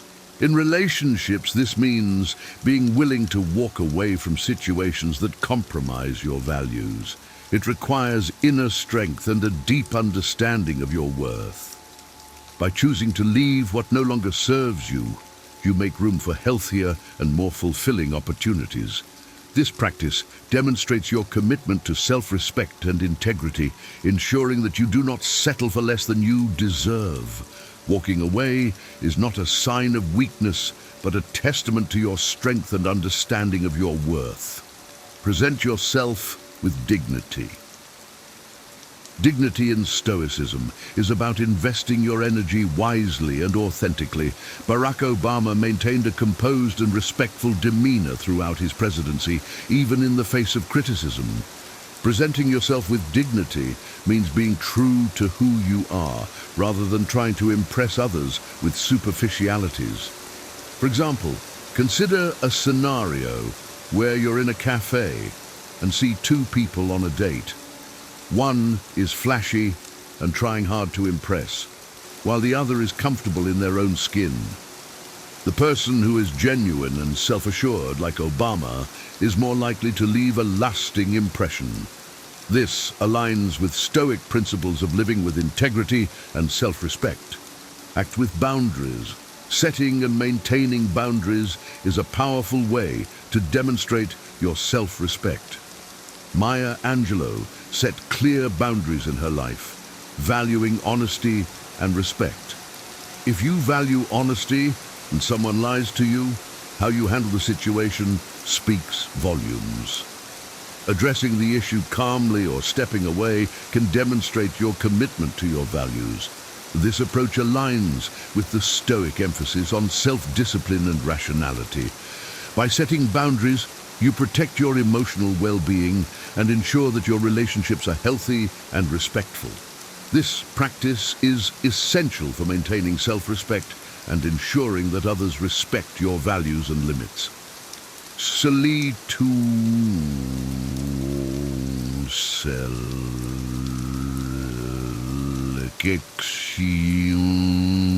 Solitude is a powerful tool in the Stoic arsenal.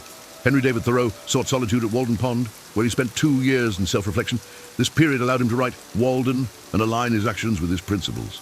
Taking time to be alone and reflect helps you understand your true self and values without external influence, reinforcing your self-worth independent of others' opinions.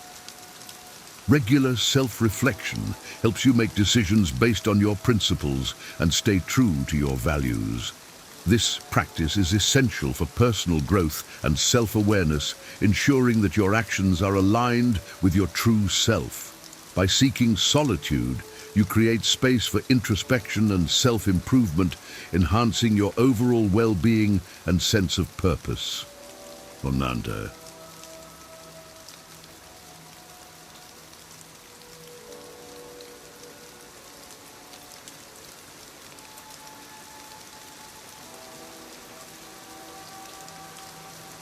Stoicism teaches us to focus on what we can control and to let go of what we cannot.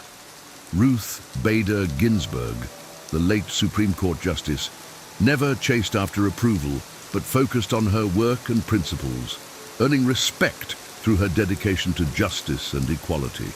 Chasing after someone who is pulling away is futile and diminishes your self-respect. Instead, value your worth and let things flow naturally, maintaining your dignity and attracting people who appreciate your strength and confidence.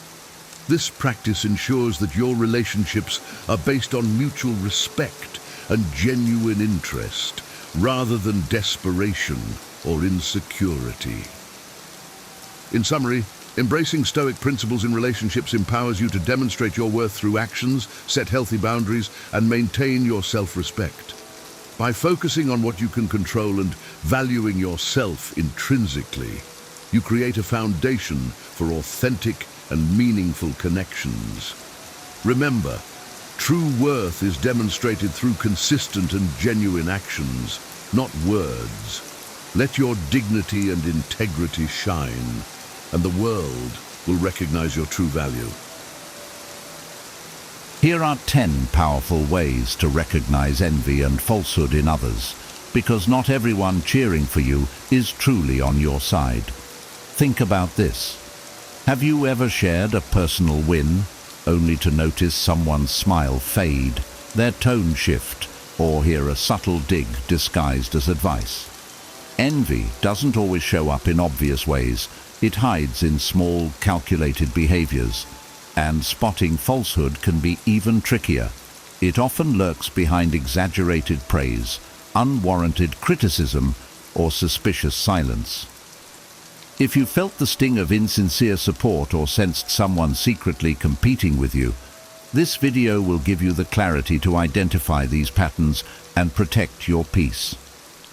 We're diving deep into real-life examples, actionable insights, and the psychology behind envy and falsehood. By the end of this video, you'll not only recognize these subtle signs, but also know how to respond with confidence and grace. Let's uncover the truth together and strengthen your relationships while staying true to your path. 1. Subtle criticism, disguised as advice. I once shared my excitement about launching a new project with a colleague. Instead of offering encouragement, they said, "That's ambitious, but are you sure you can handle it?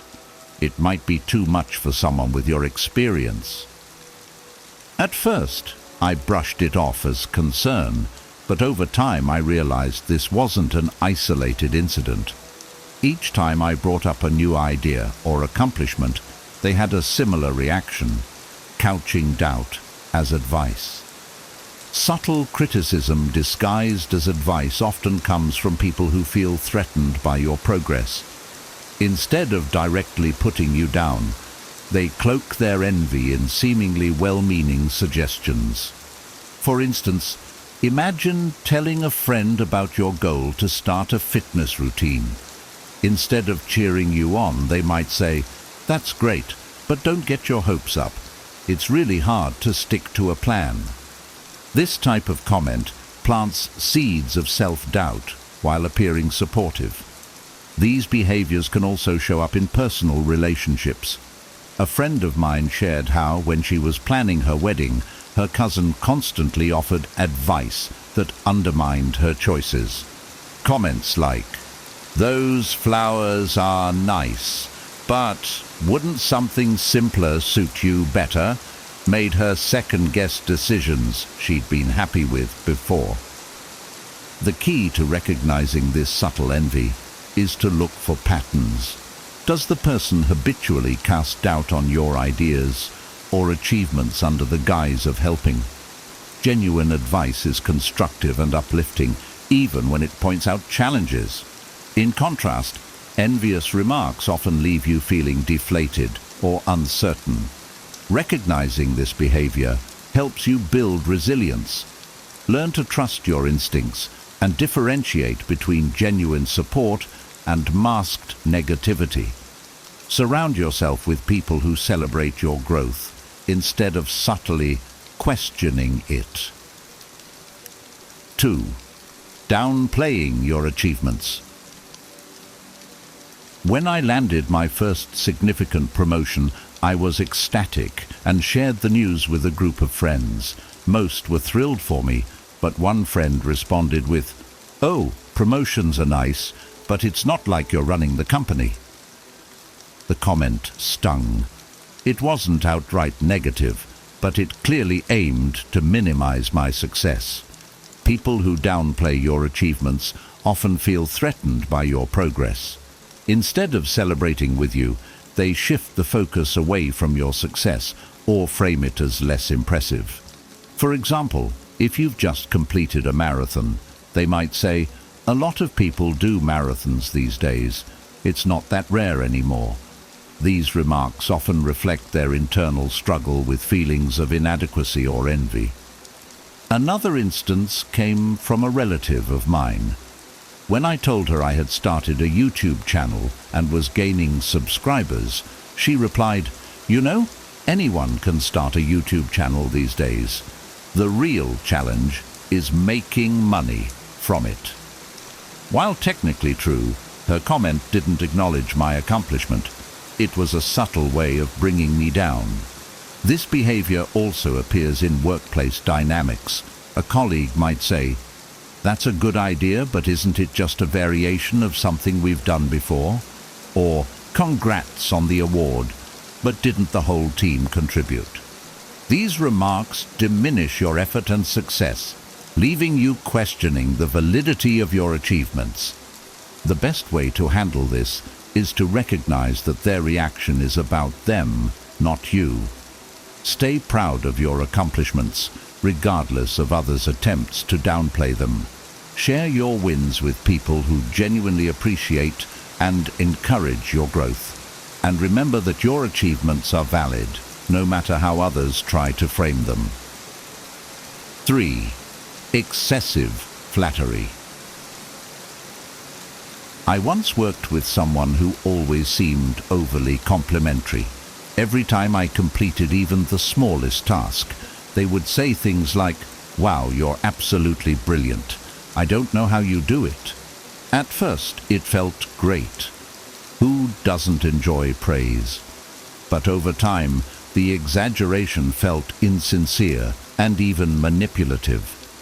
Excessive flattery can be a tool for envious individuals to mask their true feelings or intentions. They might use it to gain your trust or deflect suspicion about their envy. For example, a friend might gush over how perfect your relationship is, saying, "You two are the ideal couple. I wish I had what you have."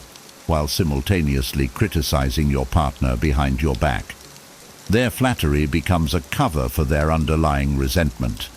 In professional settings, this behavior can be even more calculated. A colleague may overpraise your ideas during meetings. This is revolutionary. You're a genius. Only to later subtly sabotage your efforts by withholding information or spreading doubt about your capabilities.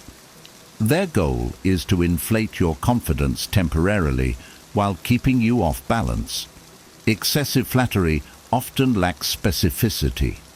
Genuine compliments focus on particular actions or qualities, such as, "Your presentation was so engaging, especially how you broke down the complex data." In contrast, insincere praise is vague and overgeneralized, like, "You're just amazing at everything." To handle this, pay attention to patterns and consistency. Are their actions aligned with their words, or do they behave differently when you're not around? Balance is key. While genuine praise is uplifting, over-the-top flattery often signals hidden motives. Surround yourself with people who provide honest, balanced feedback, and trust your instincts when something feels off. True supporters uplift you without resorting to extremes. 4. Withholding praise. A few years ago, I completed a challenging project at work. It required long hours, creative problem-solving, and significant collaboration. When it was finished, I received praise from my manager and most of my team, but one colleague said nothing. No acknowledgement, no good job, just silence. I noticed this wasn't the first time they had failed to recognize my efforts, even though they freely praised others. Withholding praise is a subtle sign of envy. Instead of celebrating your success, envious people remain silent, often to avoid giving you the validation you've earned. For example, when you share exciting news, such as getting a promotion or buying your first home, they might respond with indifference or quickly change the subject, refusing to engage with your accomplishment. I've also seen this dynamic play out in friendships. A friend of mine, who had recently started a fitness journey, shared her progress on social media. She had lost 10 kilograms and was feeling healthier than ever. While most of her friends congratulated her, one remained conspicuously silent. Later, this person privately dismissed her success, saying, "It's easy to lose weight when you have free time. Not everyone can do that." Instead of celebrating her effort, they downplayed it and withheld any form of encouragement. In professional environments, withholding praise can be a form of passive competition. A colleague may avoid recognizing your contributions in meetings, even when your work directly benefits them. This silence often stems from insecurity. They believe acknowledging your achievements diminishes their own. The best way to handle this behavior is to recognize it for what it is, a reflection of their struggles, not your worth. Don't let their silence overshadow your accomplishments. Celebrate your wins and focus on relationships with people who genuinely support and uplift you. 5. Spreading gossip. A few years ago, I worked on a high-stakes project where I was chosen as the team lead. Shortly after the announcement, I started hearing whispers about how I got the role. "I heard they're just lucky," someone said, while another suggested I must have had inside connections. These rumors weren't just false. They were designed to undermine my credibility and create doubt about my abilities. Spreading gossip is a classic behavior of envious individuals. Unable to celebrate your success, they try to tarnish your reputation through rumors or exaggerated stories. For instance, if you get a promotion, they might tell others, "I'm not sure they deserved it. I heard the manager just likes them personally." Their goal is to shift attention away from your hard work and sow seeds of doubt among others. I've also seen this happen in social settings. A friend of mine started a thriving side business, which quickly gained recognition. Instead of celebrating her success, an acquaintance began spreading rumors like, "She must have had financial help from her family. There's no way she built that on her own." Such gossip undermined her credibility and subtly discouraged others from supporting her business. The workplace is another hotspot for gossip. When you excel, envious colleagues may spread misinformation, such as claiming your success is due to favoritism or implying you cut corners. This not only affects your confidence, but can also damage relationships with others who hear and believe the gossip. The best way to handle gossip is to confront it with professionalism and transparency. Focus on maintaining a strong track record and building trust with those who matter. Avoid engaging in the same behavior and surround yourself with people who value truth and integrity. Over time, your consistent actions will outweigh baseless rumors. 6. Unwarranted competition. During my early career, I worked alongside a colleague who seemed determined to turn everything into a competition.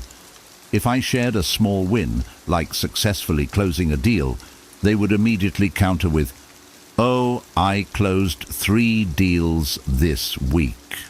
It wasn't just about sharing their accomplishments, it was about overshadowing mine. Whether it was work-related achievements, fitness goals, or even personal hobbies, they always seemed to frame my success as less significant than theirs. Unwarranted competition is a hallmark of envy. Instead of celebrating your achievements, envious individuals try to one-up you to validate their own worth.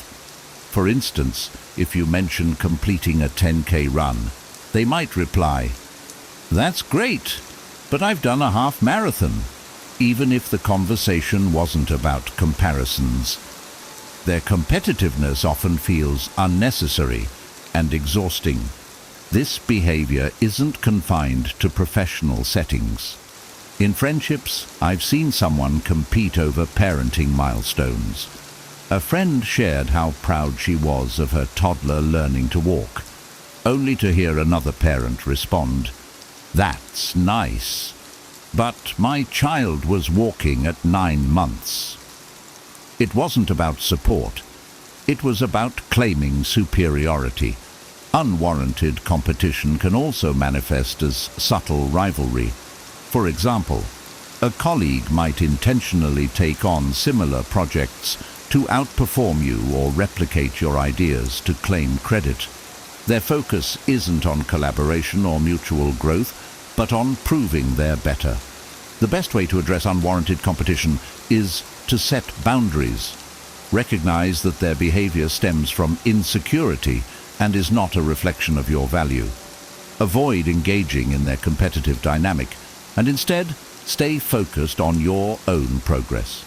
Celebrate your achievements without seeking validation from those who constantly compare themselves to you. True success lies in collaboration, not rivalry. 7. Feigning support. I once shared an ambitious goal with a friend to run a 21K marathon after years of not training. At first, they seemed supportive, saying things like, "That's a great goal, you've got this." But over time, their true feelings started to show in subtle ways. They'd say, "Don't push yourself too hard, you don't want to get injured," or, "Honestly, I don't think you'll have time to prepare with your schedule." Their words sounded caring, but they left me feeling more discouraged than motivated. Feigning support is a deceptive form of envy. The person appears to encourage you outwardly, but undermines you with subtle doubt or negativity. For example, if you're starting a new business, they might say, "That's such an exciting idea. But have you thought about how hard it is to succeed in that industry?" Most people fail. While the surface comment seems helpful, their intention is to shake your confidence. In workplace settings, this behavior can be even more damaging. A colleague may initially back your project saying, "I think it's a solid idea," but then subtly criticize it to others or fail to provide the promised support. This creates roadblocks for you while allowing them to maintain the appearance of being helpful. In personal relationships, this dynamic can be draining. A family member might encourage you to pursue a dream like going back to school, but consistently point out obstacles. It's wonderful that you want to study, but won't it be hard to juggle everything with kids? The best way to handle feigned support is to trust your instincts. If their support leaves you feeling less capable, it's likely not genuine. Surround yourself with people whose encouragement uplifts you and fuels your motivation. Genuine supporters inspire confidence, not doubt. 8. Mood swings around your success. I remember a time when I shared some exciting news with a close acquaintance. I had just landed a dream job. At first, they seemed happy, congratulating me with a smile. But as the conversation continued, their demeanor shifted. They became quieter, less enthusiastic, and even a little distant. It was as though my success had triggered something in them, and they could no longer maintain their initial excitement. Mood swings around your success are a subtle yet telling sign of envy. While they may start with a cheerful facade, their true feelings often surface as discomfort, irritation, or withdrawal. For example, when you announce you've bought a new home, they might initially say, "That's amazing," but then quickly change the subject or seem disinterested in the details. Their reaction isn't about you, it's about their struggle to process your achievement. This behavior is also common in professional environments. A colleague might praise your promotion in a team meeting, but later avoid you or seem resentful during one-on-one interactions. Their mood shift reveals they're in a conflict. They want to appear supportive, but feel threatened or jealous deep down. In friendships, this can manifest when someone reacts positively to your personal milestones, like getting engaged or starting a new venture, but soon after becomes distant or starts highlighting their own struggles, as if to regain attention. The key to handling this is to maintain perspective. Their reaction is about their internal struggles, not your worth. While it's natural to want genuine support, not everyone can provide it. Surround yourself with people who can celebrate your success wholeheartedly. At the same time, practice empathy. Sometimes their discomfort reflects their own feelings of inadequacy, and your success might inspire them later. Stay focused on your path, regardless of their fluctuating emotions. 9. Mirroring behavior. When I started a new fitness routine a few years ago, I noticed a curious pattern with a friend. After I began sharing my progress, new exercises, goals, and achievements, they suddenly started doing the exact same things. They'd join the same gym, post similar updates, and even copy the specific workout programs I was following. At first I thought it was a coincidence or that I had inspired them, but over time it felt less like admiration and more like competition. Mirroring behavior is a subtle sign of envy, where someone imitates your actions, achievements, or style in an attempt to match or surpass you. While imitation is sometimes flattering, in this context it often feels forced or disingenuous. For example, if you launch a creative project like a blog or YouTube channel, they might suddenly create a similar one. Instead of supporting your journey, they're trying to replicate it, often to compete or draw attention to themselves. I've seen this happen professionally too. When I pitched a new idea at work, a colleague soon presented a nearly identical concept as their own, tweaking it just enough to make it seem original. Their mirroring wasn't about collaboration. It was about claiming recognition. In personal relationships, it can be even more pronounced. A friend might start dressing similarly, adopting your hobbies, or mimicking your lifestyle choices. While they may claim it's because they admire you, the underlying intention often involves competing for validation or attention. To handle this, maintain confidence in your unique path. Remember, their attempts to replicate you are a sign of their admiration mixed with insecurity. Avoid letting their behavior affect your self-esteem or progress. Authenticity always outshines imitation, and staying true to yourself will keep you ahead of the curve. 10. Exaggerated complaints about fairness. I once worked with a colleague who constantly complained about fairness, especially when someone else was recognized for their efforts. When I received an award for a project, they made comments like, "It's nice you got that, but let's be honest, it's probably just because you're closer to the manager." Instead of acknowledging the work I had put in, they framed my success as the result of favoritism or luck. Exaggerated complaints about fairness are a classic sign of envy. People with this mindset often attribute others' achievements to external factors, rather than recognizing their effort or skill. For instance, if you get a promotion, they might say, "Well, it's only because they needed to fill a quota," or "That's just because you've been here longer, not because you're the best at the job." In social settings, this behavior can appear as subtle digs. If you share news of a personal milestone, like buying a car or taking a dream vacation, they might respond with, "Must be nice to have that kind of money. Some of us don't get those breaks." These comments are designed to downplay your hard work and position themselves as victims of an unfair system. This behavior can also emerge in group dynamics. For example, someone may feel entitled to recognition in team projects, claiming, "I did just as much work as they did, but I didn't get any credit." While fairness is important, envious individuals often exaggerate or misinterpret situations to justify their frustration. The best way to handle these complaints is to stay grounded in your truth. Don't feel pressured to justify your achievements.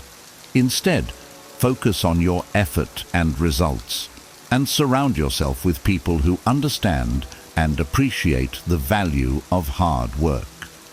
Their exaggerated complaints are a reflection of their insecurity, not your success. Recognizing envy and falsehood in others is a vital skill for protecting your peace and maintaining healthy relationships. By understanding these 10 signs, you're now equipped to navigate these challenges with clarity and confidence. Remember, the behavior of others reflects their struggles, not your worth. If you found this video helpful, don't forget to like and subscribe to the channel for more insights on personal growth and relationships. I'd love to hear from you. What signs of envy or falsehood have you encountered in your life? How did you handle them? Share your thoughts and takeaways in the comments below. Your stories might just inspire someone else. Thanks for watching, and I'll see you in the next video. What if the secret to resolving conflicts lay not in the strength of your arguments, but in the calm of your mind? Imagine transforming heated disagreements into opportunities for growth and understanding, simply by adopting ancient wisdom. Stoic philosophy, with its profound insights into human behavior and emotional resilience, offers timeless strategies for navigating conflicts with grace and effectiveness. Conflicts are an inevitable part of life, arising in personal relationships, professional settings, and even within ourselves. How we handle these disagreements can significantly impact our well-being and the quality of our relationships. Instead of succumbing to anger or frustration, what if you could approach conflicts with the steady composure of a Stoic, turning potential discord into harmonious resolution? In this guide, we will explore Stoic-inspired strategies to help you navigate conflicts wisely. From using humor to ease tensions to practicing gratitude and setting boundaries, these approaches will empower you to manage disputes with a clear and balanced mindset. Embrace the wisdom of the Stoics and discover how to transform conflicts into opportunities for deeper understanding and personal growth. Number 1, use humor wisely. Humor, when used wisely, can be a powerful tool in conflict resolution. It has the potential to lighten the mood, ease tensions, and foster a sense of openness. In the midst of a heated argument, a well-timed joke or a light-hearted comment can act as a pressure valve, releasing the built-up stress and allowing both parties to step back from the brink of escalation. However, the key lies in the appropriateness of the humor. It must be relevant to the situation and sensitive to the emotions involved.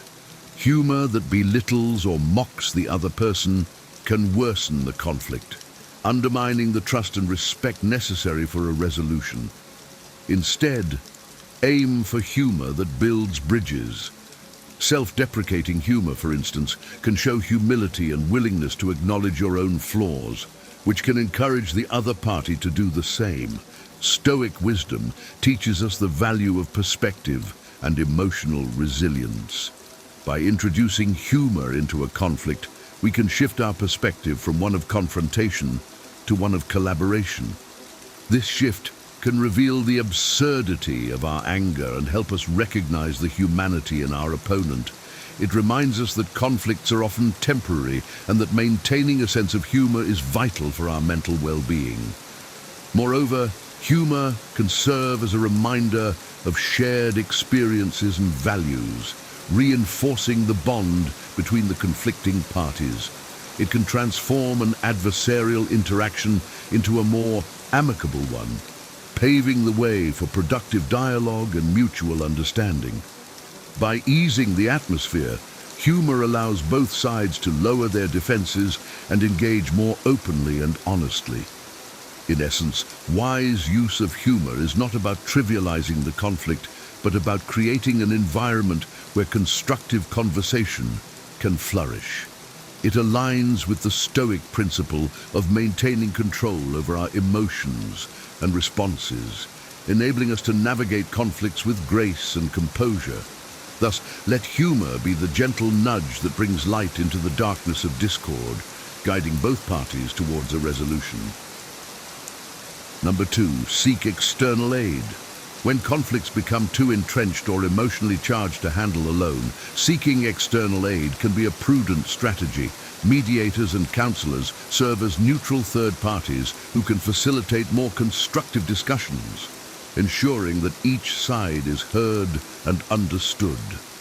Their impartial perspective can help clarify misunderstandings and guide the conflict toward resolution. Stoic philosophy values wisdom and self-awareness, recognizing that sometimes the best course of action is to seek help. Engaging a mediator is not a sign of weakness, but of strength and wisdom. It demonstrates a commitment to resolving the conflict constructively rather than letting it fester or escalate. A mediator can provide the tools and frameworks necessary for effective communication, helping both parties articulate their needs and concerns without resorting to aggression or defensiveness. Counselors, with their expertise in human behavior and psychology, can also offer valuable insights. They can help individuals understand the underlying emotional triggers and patterns that contribute to the conflict. By addressing these deeper issues, counselors can facilitate a more profound and lasting resolution. Their guidance can help both parties develop better coping strategies and communication skills, reducing the likelihood of future conflicts. The Stoic approach to conflict emphasizes the importance of reason and self-control. Seeking external aid aligns with this philosophy by promoting a reasoned and measured approach to conflict resolution. It encourages individuals to step back from their emotions and consider the situation from a broader perspective. This detachment can lead to more thoughtful and effective solutions, fostering mutual respect and understanding. In conclusion, seeking external aid in the form of mediators or counselors can transform the conflict resolution process. It embodies the Stoic principles of wisdom, self-awareness, and rationality, enabling individuals to navigate conflicts with greater clarity and composure. By recognizing the value of external support, we can approach conflicts with a more open mind and a greater willingness to find common ground. Number 3, practice gratitude. Gratitude is a powerful practice that can transform our approach to conflicts. By shifting our focus from what we lack or what is troubling us to what we have and appreciate, we can change our perspective and reduce negative emotions. In the midst of a conflict, it may seem counterintuitive to practice gratitude, but this is precisely when it can be most impactful. Marcus Aurelius, a prominent Stoic philosopher, often wrote about the importance of gratitude in maintaining a tranquil mind. By reflecting on the positive aspects of the situation or the person you're in conflict with, you can soften your stance and reduce the emotional charge of the disagreement. This shift in perspective can help you approach the conflict with a more balanced and composed mindset. Gratitude helps to remind us of the humanity in our opponent. It encourages us to see beyond the immediate conflict and recognize the shared experiences and values that connect us. This recognition can foster empathy and understanding, creating a foundation for more constructive dialogue. It also helps to mitigate the sense of animosity that can fuel conflicts, allowing for a more open and respectful exchange of ideas. Moreover, gratitude can serve as a grounding force, helping you stay centered and calm. When you focus on what you appreciate, you're less likely to be swayed by anger or frustration. This emotional steadiness aligns with the Stoic emphasis on maintaining control over one's reactions and responses. By keeping your emotions in check, you can navigate the conflict more effectively and make decisions that are in line with your values and long-term goals. In essence, practicing gratitude during conflicts can transform the way you engage with the situation. It enables you to maintain a clear and steady mind, approach the conflict with empathy and understanding, and ultimately find a resolution that respects both your needs and those of the other party. This practice is not just about finding peace in the moment, but about fostering a mindset that can handle future conflicts with wisdom and grace. Number 4, seek the shared path. Finding common ground is essential in resolving conflicts. By identifying shared values, goals, or interests, you can build a foundation for cooperation and mutual respect. This approach aligns with the Stoic philosophy of focusing on what is within our control and seeking harmony in our interactions with others. In the heat of a conflict, it is easy to become fixated on differences and opposing viewpoints. However, taking the time to seek out areas of agreement can shift the dynamic from adversarial to collaborative. This common ground serves as a starting point for dialogue and negotiation, fostering a sense of partnership rather than opposition.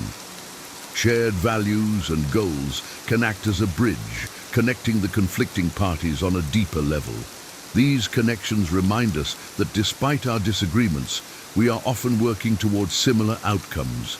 By focusing on these shared aspects, we can create a more positive and productive atmosphere for resolving the conflict. This approach also encourages empathy and understanding. When you seek the shared path, you are actively listening and valuing the perspective of the other party. This effort can break down barriers and build trust, making it easier to find mutually acceptable solutions. Stoic philosophy teaches the importance of community and cooperation. By seeking common ground, you are embodying these principles, striving to maintain harmony and goodwill. This method not only resolves the immediate conflict but also strengthens the overall relationship, promoting long-term cooperation and understanding. Ultimately, seeking the shared path is about shifting the focus from what divides us to what unites us. It requires patience, empathy, and a willingness to listen. But by doing so, you can transform conflicts into opportunities for connection and growth, embodying the Stoic virtues of wisdom, courage, and justice. Number 5, control your reactions.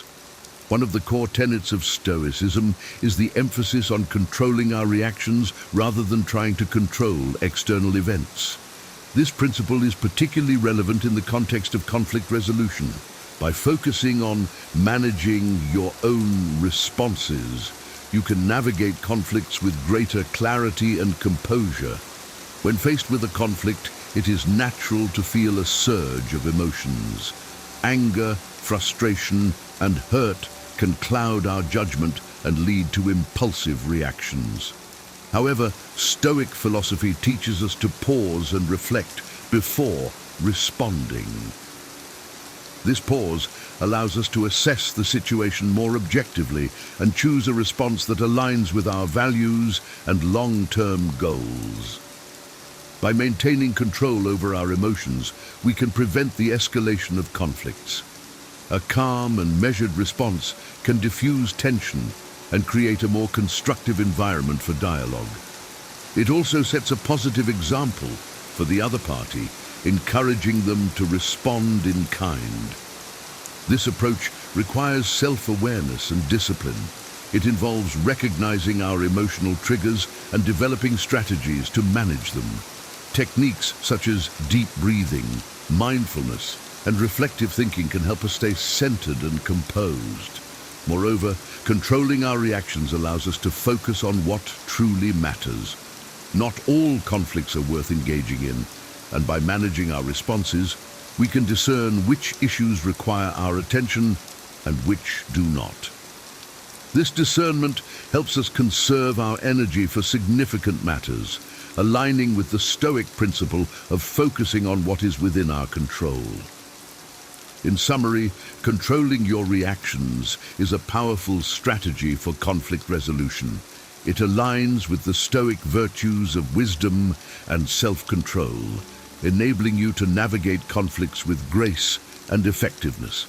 By managing your responses, you can create a more positive and productive environment for resolving disputes, fostering mutual respect and understanding. Number 6, engage in premeditation. The Stoic practice of premeditatio malorum, or the premeditation of evils, involves mentally preparing for potential challenges. This technique can be particularly useful in conflict resolution. By envisioning possible conflicts and planning your responses, you can reduce the impact of surprise and emotional reactivity, approaching conflicts with a clear and steady mind. Premeditation allows you to anticipate challenges and consider how you will handle them. This foresight can prevent you from being caught off guard and reacting impulsively. Instead, you can respond thoughtfully and strategically, maintaining control over your emotions and actions. This practice also helps to build emotional resilience. By mentally rehearsing potential conflicts, you can become more comfortable with the idea of disagreement and less likely to be overwhelmed by it. This resilience aligns with the Stoic emphasis on preparing for adversity and maintaining composure in the face of challenges. Moreover, premeditation encourages proactive problem solving. By thinking ahead, you can identify potential solutions and strategies for resolving conflicts before they arise. This proactive approach can lead to more effective and efficient conflict resolution, reducing the duration and intensity of disagreements. In essence, engaging in premeditation is about being prepared. It reflects the Stoic virtues of wisdom and foresight, enabling you to navigate conflicts with greater confidence and clarity. By anticipating challenges and planning your responses, you can maintain control over your emotions and actions, fostering a more constructive and productive approach to conflict resolution. Number 7, speak with calm and clarity. Effective communication is crucial in resolving conflicts. Speaking with calm and clarity allows you to express your concerns without aggression, fostering a more productive dialogue. This approach aligns with the Stoic principles of reason and self-control, helping you navigate conflicts with wisdom and grace. When communicating during a conflict, it is important to stay calm. A composed demeanor can prevent the escalation of tensions and create a more positive environment for discussion. This calmness also allows you to think more clearly and articulate your thoughts more effectively. Clarity is equally important. Clear and concise communication can prevent misunderstandings and ensure that your message is understood. It involves stating your concerns and needs directly, without ambiguity or exaggeration. This directness can help to avoid misinterpretations and focus the conversation on the core issues. Listening is a critical component of calm and clear communication. By actively listening to the other party, you demonstrate respect and understanding. This effort can build trust and encourage them to listen to you in return. It also provides valuable insights into their perspective, helping you to identify common ground and potential solutions. The Stoic emphasis on reason and self-control is reflected in this approach to communication. By maintaining a calm and clear demeanor, you can navigate conflicts more effectively and foster a more constructive dialogue. This approach not only resolves the immediate conflict, but also strengthens the overall relationship, promoting long-term understanding and cooperation. Number 8, choose your battles wisely. Not all conflicts are worth engaging in. The Stoic principle of focusing on what is within our control encourages us to choose our battles wisely, directing our energy towards significant matters and letting go of trivial disputes. In the heat of the moment, it can be tempting to engage in every disagreement. However, this approach can be exhausting and counterproductive. By assessing the importance of each conflict, you can determine which issues truly warrant your attention and which do not. This discernment helps you conserve your energy for matters that have a meaningful impact on your life and well-being. Choosing your battles wisely also involves recognizing when to compromise and when to stand firm. It requires a balance between assertiveness and flexibility, allowing you to protect your interests without escalating conflicts unnecessarily. This balance reflects the Stoic virtues of wisdom and moderation, enabling you to navigate conflicts with grace and effectiveness. Moreover, letting go of trivial disputes can foster a more positive and harmonious environment. It allows you to focus on building and maintaining strong relationships rather than getting bogged down in petty disagreements. This focus on harmony aligns with the Stoic emphasis on community and cooperation, promoting long-term peace and understanding. In summary, choosing your battles wisely is a strategic approach to conflict resolution. It reflects the Stoic principles of wisdom, moderation, and focus, enabling you to navigate conflicts more effectively and conserve your energy for what truly matters. By letting go of trivial disputes, you can foster a more positive and harmonious environment, promoting long-term peace and cooperation. Number 9, forgive. Forgiveness is a powerful tool in conflict resolution. Letting go of past grievances allows you to move forward with clarity and peace of mind. fostering a more positive and constructive relationship with the other party. This practice aligns with the Stoic emphasis on emotional resilience and maintaining a tranquil mind. Holding on to resentment can cloud your judgment and hinder your ability to resolve conflicts effectively. It keeps you anchored to past hurts, preventing you from seeing the situation clearly and objectively. By forgiving, you free yourself from this emotional burden, allowing you to approach the conflict with a more open and balanced mindset. Forgiveness does not mean condoning the actions of the other party. Rather, it involves letting go of the negative emotions associated with the conflict, creating space for healing and reconciliation. This emotional release can foster a more positive and constructive dialogue, paving the way for resolution and understanding.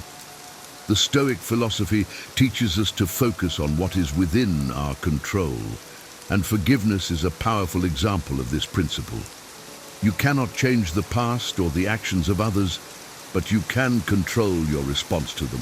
By choosing to forgive, you take control of your emotions and actions, aligning them with your values and long-term goals. In essence, forgiveness is about finding peace within yourself. It allows you to move forward with clarity and composure, fostering a more positive and constructive approach to conflict resolution. By letting go of past grievances, you can create a foundation for healing and reconciliation, promoting long-term peace and understanding. Number 10, offer empathy. Empathy is a cornerstone of effective conflict resolution. By showing understanding and validating the feelings of your opponent, you can create a connection that fosters mutual respect and cooperation.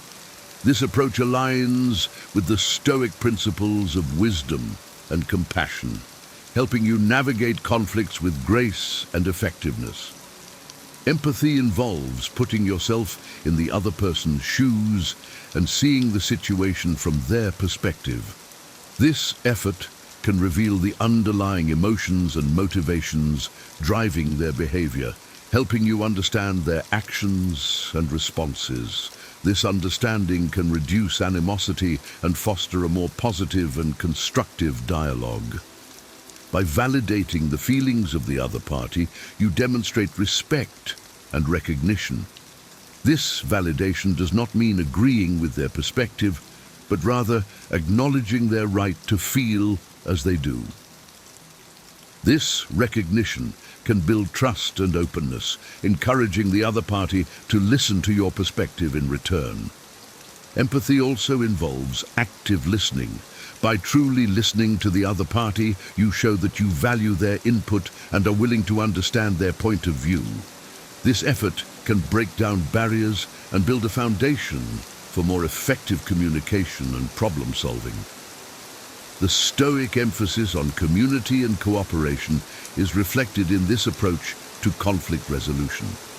By offering empathy, you can foster a more positive and constructive dialogue, promoting mutual respect and understanding. This approach not only resolves the immediate conflict, but also strengthens the overall relationship, promoting long-term cooperation and harmony. Number 11. Understand your adversary. Understanding your adversary is crucial in resolving conflicts. By looking beyond the surface of the conflict to understand the deeper motivations and fears of your opponent, you can gain valuable insights that facilitate resolution. This approach aligns with the Stoic principles of wisdom and empathy, helping you navigate conflicts with clarity and effectiveness. Conflicts often arise from misunderstandings and unaddressed emotional needs. By taking the time to understand the underlying factors driving the behavior of your adversary, you can identify common ground and potential solutions. This understanding can reveal shared values and goals, creating a foundation for cooperation and mutual respect. Understanding your adversary involves active listening and empathy.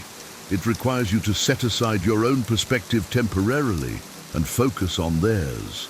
This effort can build trust and openness, encouraging the other party to reciprocate and listen to your point of view. This approach also helps to humanize your adversary. It reminds you that they are not just an opponent, but a person with their own experiences, fears, and aspirations. This recognition can reduce animosity and foster a more positive and constructive dialogue. The Stoic emphasis on reason and empathy is reflected in this approach to conflict resolution. By understanding your adversary, you can navigate conflicts more effectively and foster a more positive and constructive environment for resolution. This approach not only resolves the immediate conflict, but also strengthens the overall relationship, promoting long-term cooperation and harmony. Number 12, embrace compromise. Compromise is essential in resolving conflicts. By being flexible and willing to find solutions that address both parties' needs, you can create a more positive and cooperative environment for resolution. This approach aligns with the Stoic principles of wisdom and moderation, helping you navigate conflicts with grace and effectiveness. Compromise involves finding a middle ground where both parties can meet their needs and achieve their goals. It requires flexibility and a willingness to let go of rigid positions in favor of more balanced and mutually acceptable solutions. This flexibility reflects the Stoic emphasis on moderation and balance, enabling you to navigate conflicts more effectively. By embracing compromise, you demonstrate a commitment to resolving the conflict constructively rather than winning at all costs. This commitment can build trust and cooperation, encouraging the other party to reciprocate and seek common ground. Compromise also involves recognizing the value of the relationship. It prioritizes long-term harmony and cooperation over short-term victories. This recognition can foster a more positive and constructive dialogue, promoting mutual respect and understanding. The Stoic emphasis on wisdom and moderation is reflected in this approach to conflict resolution. By embracing compromise, you can navigate conflicts more effectively and foster a more positive and cooperative environment for resolution. This approach not only resolves the immediate conflict, but also strengthens the overall relationship, promoting long-term harmony and cooperation. Number 13, appeal to their inner values. Understanding and respecting the values of your opponent is crucial in finding mutually agreeable solutions. By appealing to their inner values, you can create a foundation for cooperation and mutual respect. This approach aligns with the Stoic principles of wisdom and empathy, helping you navigate conflicts with clarity and effectiveness. Conflicts often arise from clashes in values and priorities. By taking the time to understand the core values driving the behavior of your opponent, you can identify areas of common ground and potential solutions. This understanding can reveal shared values and goals, creating a foundation for cooperation and mutual respect. Appealing to the inner values of your opponent involves framing your perspective in a way that aligns with their values. This effort can build trust and openness, encouraging the other party to reciprocate and listen to your point of view. This approach also helps to humanize your opponent. It reminds you that they are not just an adversary, but a person with their own values, fears, and aspirations. This recognition can reduce animosity and foster a more positive and constructive dialogue. The Stoic emphasis on reason and empathy is reflected in this approach to conflict resolution. By appealing to the inner values of your opponent, you can navigate conflicts more effectively and foster a more positive and constructive environment for resolution. This approach not only resolves the immediate conflict, but also strengthens the overall relationship, promoting long-term cooperation and harmony. Number 14, learn from conflict. Conflicts provide valuable opportunities for self-reflection and personal growth. By using disagreements as learning experiences, you can gain insights into your own behavior and improve your conflict resolution skills. This approach aligns with the Stoic principles of wisdom and self-awareness, helping you navigate conflicts with clarity and effectiveness. Each conflict reveals something about our own strengths and weaknesses. By reflecting on the conflict and analyzing your actions and reactions, you can identify areas for improvement and develop better coping strategies. This reflection fosters personal growth and resilience, enabling you to handle future conflicts more effectively. Learning from conflict also involves recognizing the impact of your behavior on others. By understanding how your actions contribute to the conflict, you can make more informed and thoughtful decisions in the future. This understanding promotes empathy and self-awareness, aligning with the Stoic emphasis on self-improvement and wisdom. Moreover, learning from conflict encourages a growth mindset. It shifts the focus from winning or losing to learning and growing. This mindset fosters a more positive and constructive approach to conflict resolution, promoting mutual respect and understanding. The Stoic emphasis on wisdom and self-awareness is reflected in this approach to conflict resolution. By learning from conflict, you can navigate disagreements more effectively and foster personal growth and resilience.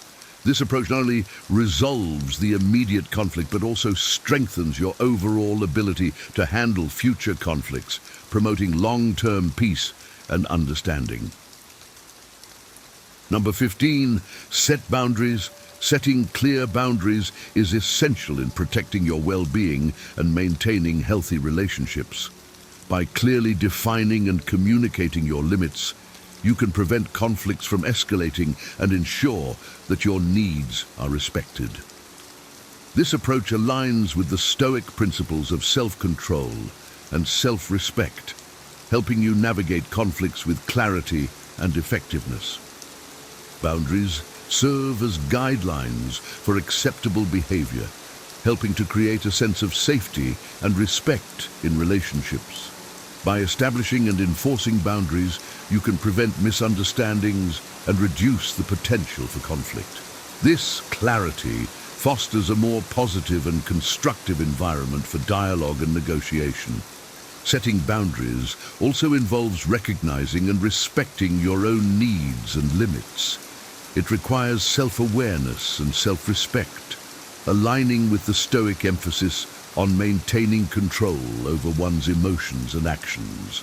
By honoring your boundaries, you demonstrate a commitment to your well-being and values. Communicating your boundaries effectively is crucial. This communication involves being clear and direct about your limits, without aggression or defensiveness. It also involves listening to and respecting the boundaries of others, fostering mutual respect and understanding. The Stoic emphasis on self-control and self-respect is reflected in this approach to conflict resolution. By setting clear boundaries, you can navigate conflicts more effectively and foster a more positive and respectful environment for resolution. This approach not only resolves the immediate conflict, but also promotes long-term harmony and well-being in your relationships. In a world where conflicts are inevitable, embracing the wisdom of Stoic philosophy can transform how we approach and resolve disagreements. By using humor wisely, seeking external aid, practicing gratitude, and finding common ground, we can navigate conflicts with a calm and balanced mindset. Controlling our reactions, engaging in premeditation, and communicating with clarity further empower us to handle disputes with grace and effectiveness. The Stoic virtues of wisdom, empathy, and self-control provide a powerful framework for conflict resolution. By forgiving past grievances, offering empathy, understanding our adversaries, and embracing compromise, we foster mutual respect and cooperation. Setting boundaries and learning from conflicts ensure that we protect our well-being and grow from each experience. Ultimately, these Stoic strategies not only resolve immediate conflicts, but also strengthen our relationships and personal resilience. By integrating these principles into our daily lives, we can transform challenges into opportunities for growth and harmony, achieving a more peaceful and fulfilling existence. Embrace the timeless wisdom of the Stoics and discover a path to navigating conflicts with wisdom, clarity, and grace.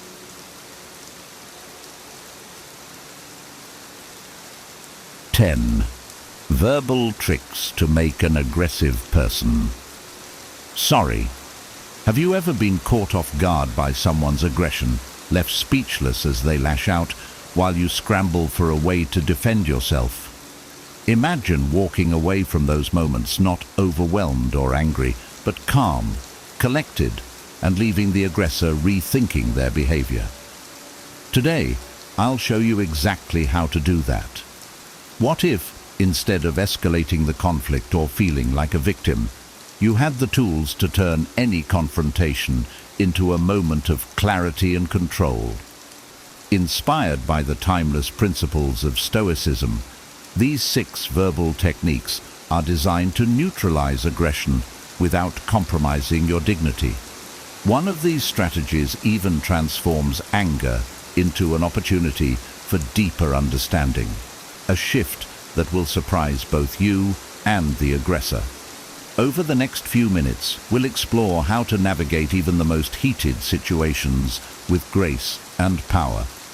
You'll learn how to dismantle hidden assumptions, respond to distorted words with precision, and use subtle techniques to turn the tide in any conversation. These aren't just tips, they're life-changing strategies that will leave you feeling unshakable and in control, no matter the situation. Let's dive in. 1. Pause before responding. I used to believe that quick, sharp responses showed strength in an argument, but over time I realized that impulsive reactions often fueled more tension than they resolved. One moment stands out vividly in my memory. A co-worker publicly criticized my approach during a meeting. My first instinct was to snap back with a defense, but something stopped me. Instead, I took a breath, paused, and allowed the silence to settle. In that pause, something powerful happened. I calmed my emotions, and they began to look slightly uneasy, perhaps realizing their harshness. When I finally responded, I said, "I appreciate your perspective. Let's explore how we can address this together." The conversation shifted immediately from confrontation to collaboration. This pause is something Stoics emphasize deeply. Marcus Aurelius wrote, "You have power over your mind, not outside events. Realize this, and you will find strength." By pausing, I exercised control over my mind and refused to let the situation dictate my response. Pausing isn't a sign of weakness. It's a sign of mastery over oneself. It allows you to assess the situation, recognize your emotions, and respond thoughtfully. The next time someone provokes you, try this. Take a deep breath, count to 3, and consider what outcome you want before speaking. Often you'll find that a calm and deliberate response disarms aggression far more effectively than a hasty one. Practicing this habit has helped me navigate heated discussions with clarity and confidence. It's not about letting others win, it's about winning the battle within yourself. When you pause before responding, you remain grounded and in control, a hallmark of a Stoic mind. 2. Use visual imagery to convey deep messages. There was a time when I found myself caught in a heated argument with someone I deeply cared about. Their words were sharp, cutting me down with accusations I felt were unfair. My initial instinct was to fire back, to defend myself with equal intensity. But then I paused and remembered the power of imagery, a tool I had often seen work wonders. Instead of responding defensively, I took a deep breath and said, "You know, anger is like a wildfire. It can destroy everything in its path, but if we channel it carefully, it can also forge new ground for growth. The reaction was almost immediate. They stopped, their posture softened, and they began to truly listen. What I realized in that moment is that people often lash out because they feel unheard or misunderstood. By using a metaphor, I wasn't just trying to defend myself. I was offering them a new way to see the situation, a calmer, more constructive perspective. Stoicism teaches us to focus not on winning arguments, but on fostering understanding and maintaining our inner peace. Imagery is one of the most effective ways to do this. It bypasses the defenses of the mind and speaks directly to the heart, offering clarity without aggression. The next time you find yourself in a tense conversation, try using imagery. Instead of saying, "You're overreacting," you could say, "Emotions can be like waves. They come strong, but they also pass if we let them."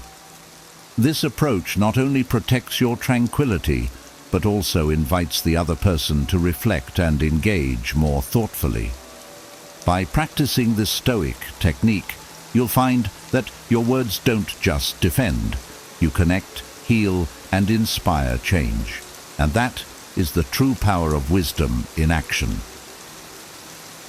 3. Escape the trap of distorted words. I remember a moment when my words were twisted in a way that completely misrepresented my intentions. A friend I admired accused me of saying something I never intended, claiming, "So you're saying I'm a failure," when all I had done was suggest a different approach to a problem. My first instinct was to feel defensive, but I knew reacting emotionally would only escalate the situation. Instead, I calmly replied, "That's not what I meant at all. Let me clarify my perspective." By staying composed, I was able to explain myself without anger or blame. The result? They softened, apologized for jumping to conclusions, and we had a productive conversation. Stoicism teaches us not to get caught in others' distortions of our words. Epictetus advises, "It's not what happens to you, but how you react to it that matters." When someone twists your words, resist the urge to retaliate or defend yourself aggressively. Instead, maintain your clarity and calmly restate your true intentions. This approach is powerful. By refusing to be provoked, you protect your inner peace and keep the focus on resolution rather than conflict. The next time someone distorts your words, pause and say, "Let's revisit what I actually said so we can avoid any misunderstandings." You'll find that clarity, not aggression, is your best ally in such moments. Over time, this habit not only builds your confidence, but also earns the respect of others. People recognize the strength in calmness and the wisdom in measured responses. And that is the essence of Stoic mastery in communication. But 4. Reveal shared agreements. There's a subtle strength in showing someone that they already share your perspective, even if they don't realize it yet. I learned this lesson during a heated debate about a community project. A neighbor passionately opposed my proposal, claiming it wasn't practical. Instead of arguing, I listened closely and said, "I think we both want what's best for our community, and we both value sustainability. Let's talk about how we can make this work in a way that aligns with those goals." Their demeanor changed instantly. They agreed with the shared values, and the conversation shifted toward finding common ground. Stoicism emphasizes listening as an art. Epictetus reminds us, "We have 2 ears and 1 mouth, so that we can listen twice as much as we speak." By listening carefully and reflecting on shared values, you can transform an argument into a collaboration. When confronted with hostility, instead of jumping into defense mode, look for areas of agreement. If a colleague challenges your process at work, respond with, "I think we both care about getting this done effectively. Let's figure out the best way forward." This approach doesn't diminish your stance. It strengthens it by focusing on mutual understanding. Finding shared agreements disarms hostility and builds rapport. It shows the other person that you're not their opponent, but their partner in finding solutions. And in doing so, you embody the Stoic ideal of turning conflict into connection. 5. Recognize hidden assumptions. I once had a colleague ask me, "Do you really think you know better than the experts on this?" The question wasn't just a challenge. It carried the subtle implication that I was overstepping my bounds. In the past, I might have rushed to defend myself, but I've since learned the value of recognizing hidden assumptions and dismantling them calmly. I paused, smiled, and replied, "I don't think that at all, but I'd love to share my perspective and hear more about what the experts say. Can we explore this together?" The shift in tone was immediate. They softened and the conversation became productive instead of combative. Stoicism reminds us to not react to the surface of an argument, but to look deeper. Hidden assumptions often push us toward a defensive posture, but by addressing them directly, we regain control of the dialogue. Marcus Aurelius advised, "If it is not right, do not do it. If it is not true, do not say it." This clarity applies to challenging assumptions as well. The next time someone tries to corner you with a loaded question, pause and calmly unpack the assumption. Say something like, "That's an interesting perspective. Could you clarify what you mean by that?" This approach shows confidence, protects your dignity, and often leads to a more respectful conversation. 6. Stay neutral and avoid personalizing. Years ago, during a family gathering, a relative said, "Why do you always think you're better than everyone else?" The words stung. My immediate reaction was to defend myself, but I realized that engaging emotionally would only escalate the tension. Instead, I stayed neutral and replied, "I don't think that at all. If I've come across that way, let's talk about it." This response caught them off guard and shifted the focus from blame to understanding. Over time, the conversation became more constructive, and I walked away feeling at peace. Stoics teach that we should focus on the issue, not take hostility personally. Epictetus reminds us, when someone criticizes you, they are speaking from their own perspective. By staying neutral, you rise above emotional traps and maintain your inner stability. When someone lashes out, remind yourself that their words are often a reflection of their emotions, not your worth. Respond calmly, with a focus on resolution rather than conflict. This not only preserves your tranquility, but also fosters respect from others. 7. Acknowledge valid points. During a heated debate about a team project, a colleague criticized my approach, saying it was too complicated. In the past, I might have brushed this off as negativity, but instead, I acknowledged their concern. You make a valid point. Simplicity is important. Let's look at ways to streamline this while keeping the key elements intact. This small acknowledgement changed the tone of the discussion entirely. Instead of feeling unheard, they became more open to my ideas. And together, we improved the proposal. Acknowledging valid points is a powerful Stoic strategy. Marcus Aurelius wrote, "If anyone can refute me, show me I'm making a mistake, or looking at things from the wrong perspective, I'll gladly change." This humility doesn't weaken your stance, it strengthens it by showing that you value truth over ego. The next time someone criticizes you, Look for the kernel of truth in their perspective.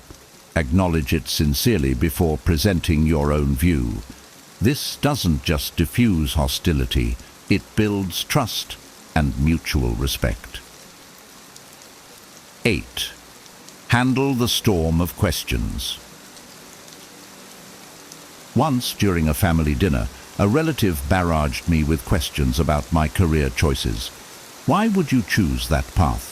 Don't you think it's risky? Isn't there something better? The questions were relentless, and I felt cornered. But instead of reacting defensively, I calmly said, "Those are interesting questions. Let's take them one at a time. What specifically concerns you about my choice?" Breaking down the barrage disarmed them and gave me control of the conversation. By addressing their concerns one by one, I maintained my composure and turned the interrogation into a dialogue. Stoicism teaches us to stay grounded when faced with pressure. When overwhelmed by aggressive questioning, pause and respond methodically. Epictetus advises, "First say to yourself what you would be, then do what you have to do." By staying focused and deliberate, you control the narrative. In similar situations, remember that you don't have to answer immediately or all at once. Take a breath and handle each question with clarity. This not only protects your peace, but also demonstrates your strength and confidence. 9. Use questions to shift focus. I once worked with someone who loved to criticize others' ideas without offering solutions. During one such exchange, instead of defending myself, I asked, "What would you suggest as an alternative?" The question caught them off guard. They stumbled for an answer, realizing they hadn't thought beyond their critique. Asking questions is a simple yet powerful way to redirect conversations. Stoicism encourages us to avoid direct confrontation and instead steer discussions constructively. When you ask questions, you subtly guide the other person to reflect on their position, often defusing their aggression in the process. The next time someone challenges you, try asking, "How do you see this working better?" Or, "What would you do in my situation?" These questions shift the focus away from conflict and toward problem solving, demonstrating your composure and wisdom. 10. Respect the truth and avoid straw man arguments. During a book club discussion, a fellow member twisted my opinion, claiming, "So you're saying the author's work is worthless?" I could feel the frustration rising, but I chose to respond calmly. "That's not what I meant. What I'm saying is that this particular chapter didn't resonate with me, though the overall book has its strengths." This approach diffused the tension and redirected the conversation toward the actual topic. Stoics emphasize the importance of integrity and clarity in communication. Marcus Aurelius wrote, "Never let the future disturb you. You will meet it, if you have to, with the same weapons of reason which today arm you against the present." Avoiding strawman arguments isn't just about preserving peace, it's about staying true to yourself. When someone distorts your words, calmly correct them without aggression. This not only maintains your dignity, but also encourages a more meaningful dialogue. Mastering these Stoic-inspired verbal techniques isn't just about handling aggressive people, it's about cultivating a deeper sense of calm and control in your life. Imagine walking into every conversation with the confidence that no matter how tense it gets, you'll remain composed, protect your inner peace, and even inspire others to reflect on their own behavior. Which of these techniques resonated with you the most? Have you faced situations where these approaches could have made a difference? Share your thoughts and experiences in the comments.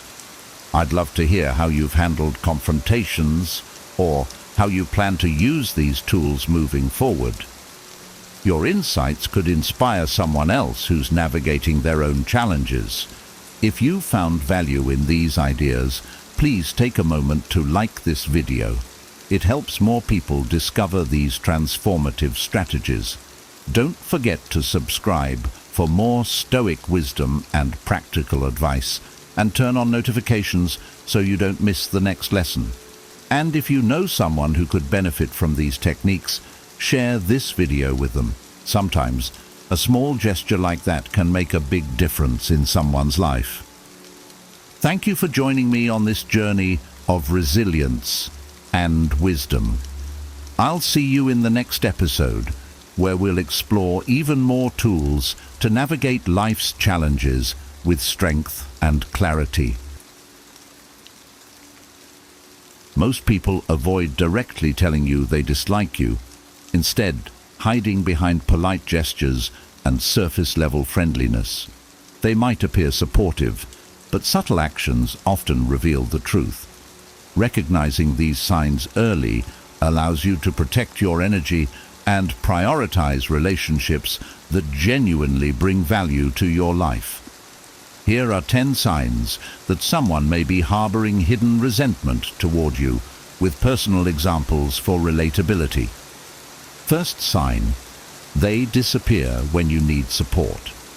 You know the saying, "A friend in need is a friend indeed." Well, some people seem to disappear the moment you actually need them. I remember a time when I was going through a really tough breakup. I reached out to a friend I thought would be there, but every call went to voicemail. Every text got a short "busy right now" response. Meanwhile, I'd see them active on social media, posting about weekend adventures. It hit hard because I had been there for this friend through their dark times, and seeing that they couldn't do the same made me realize something. Real friends don't vanish when the going gets tough.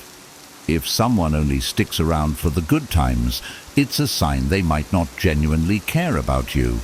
You deserve people who show up when it matters most, even if it's just a call to check in.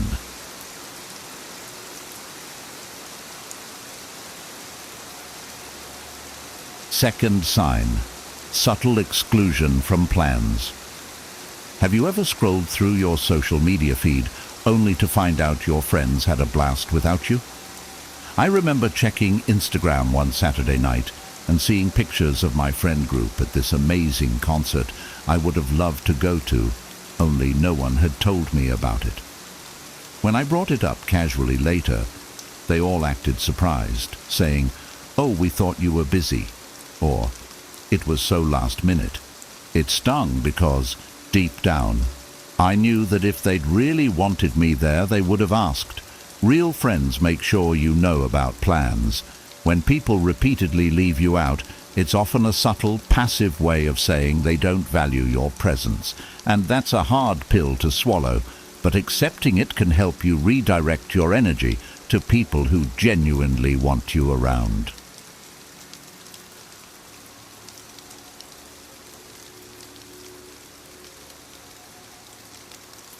Third sign: their jokes are always at your expense.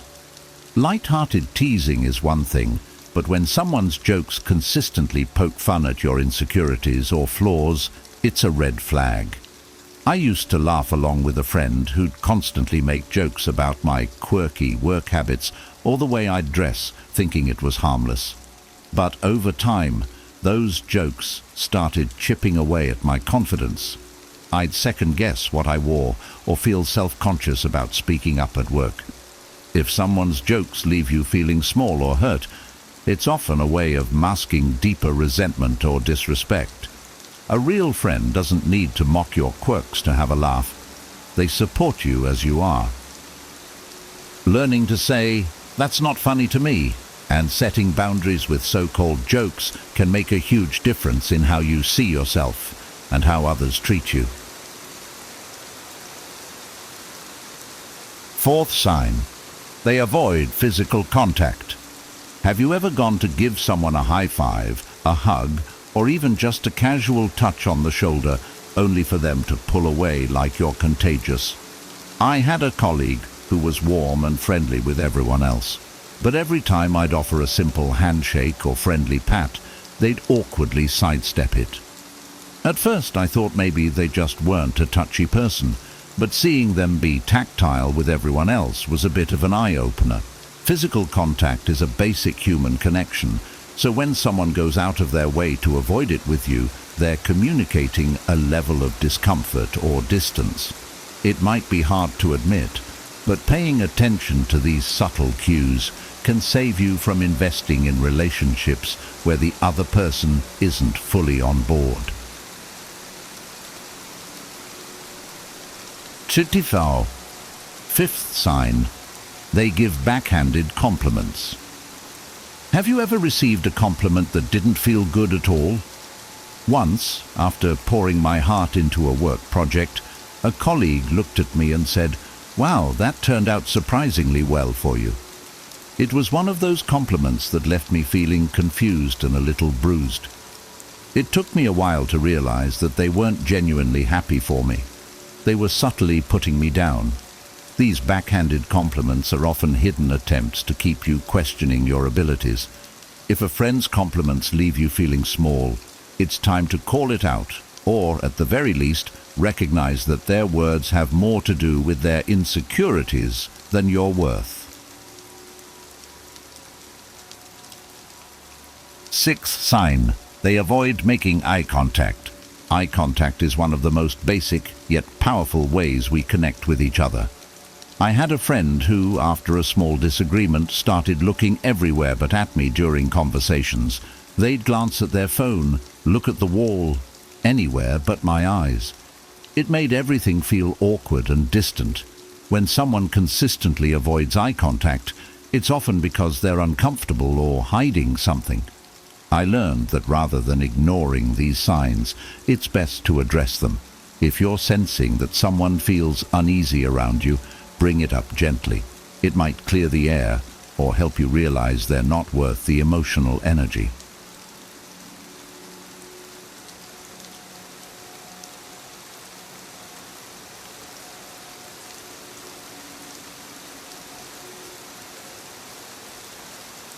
Seventh sign. They're busy, only when it comes to you.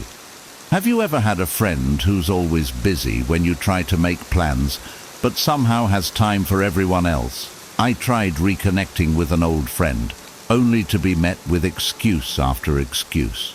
Meanwhile, I'd see them hanging out with mutual friends. It's hard to admit, but the truth is, if someone really wants to spend time with you, they'll find a way.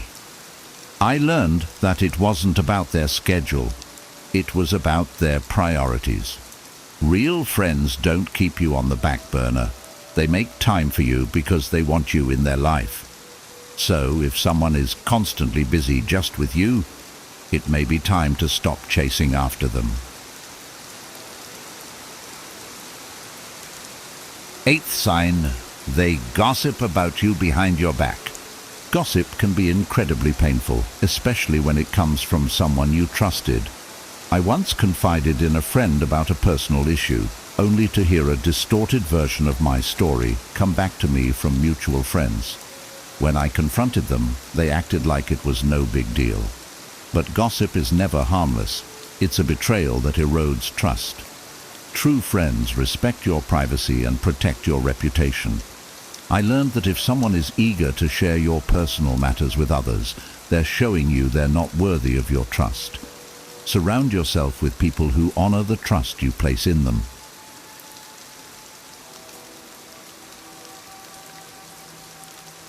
Ninth sign. They regularly undermine your opinions.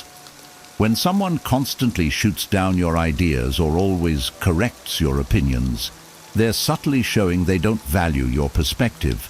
I remember sharing my opinion in a group setting, only for one person to jump in with, "Well, actually," every time. It wasn't that they disagreed, it was that they seemed determined to undermine me. It felt like they enjoyed making me second-guess myself. Real friends don't need to assert dominance over you. They respect your opinions even when they differ. When you notice this pattern, remind yourself that your voice matters. and don't let someone else diminish it. 10th sign. They're polite but distant. Have you ever met someone who's always polite but never genuinely warm? I once worked with someone who was nice on the surface, but the conversations never went deeper than, "Hey, how's it going?" They'd never ask about my interests, my life, or anything personal, and after a while, it felt like I was talking to a wall. Sometimes politeness can be a mask, a way for someone to keep you at a comfortable distance without building any real connection. When someone feels polite but distant, they're showing they're not interested in forming a meaningful bond. It's okay to let go and focus on people who genuinely want to know you beyond the surface.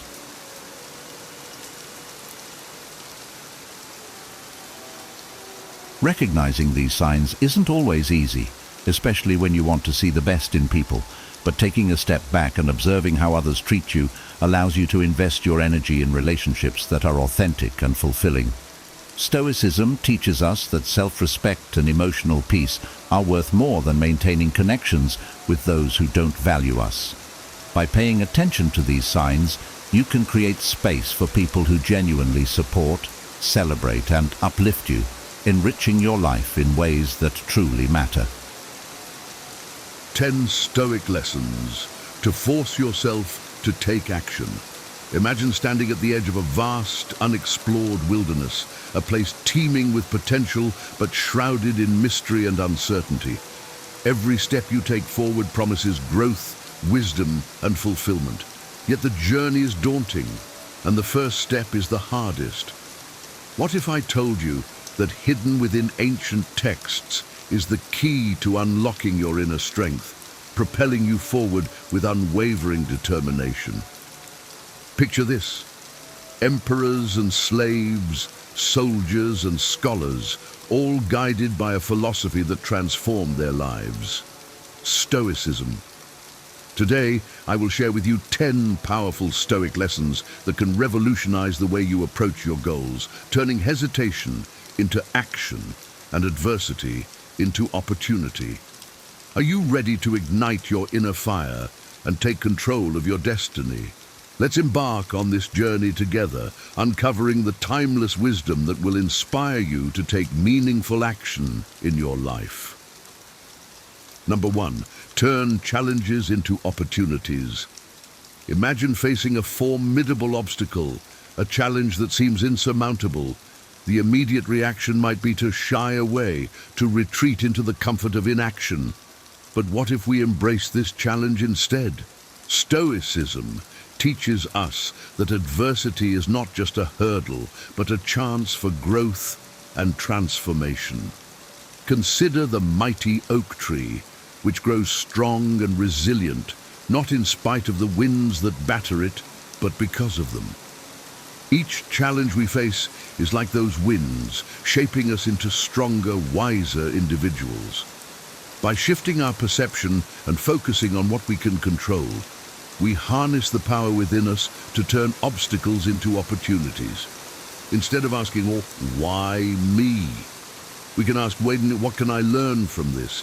This mindset shift is the essence of Stoicism. It empowers us to see every setback as a setup for a comeback, every failure as a step towards success. When we embrace challenges, we discover our true strength and resilience. We transform adversity into a crucible for personal development, emerging stronger and more capable. So, the next time you encounter a challenge, remember, it is not a roadblock, but a stepping stone on your path to greatness. Number 2, make good habits a habit. Imagine starting each day with a routine that energizes and prepares you for whatever lies ahead. Good habits are the foundation of a fulfilling life, and Stoicism places great emphasis on cultivating them. The key is consistency. Just as a sculptor shapes marble into a masterpiece through persistent chiseling, we can mold our lives through daily practices of mindfulness, gratitude, and discipline. Picture a garden that flourishes, because the gardener tends to it every day, even if only for a few minutes. Small, consistent actions lead to significant, lasting changes. Start with one habit. Perhaps a few minutes of meditation or jotting down things you're grateful for each day. Over time, these small acts accumulate, transforming your mindset and your life. The Stoics believed that by integrating virtuous habits into our daily routines, we align our actions with our highest values, leading to a life of purpose and fulfillment.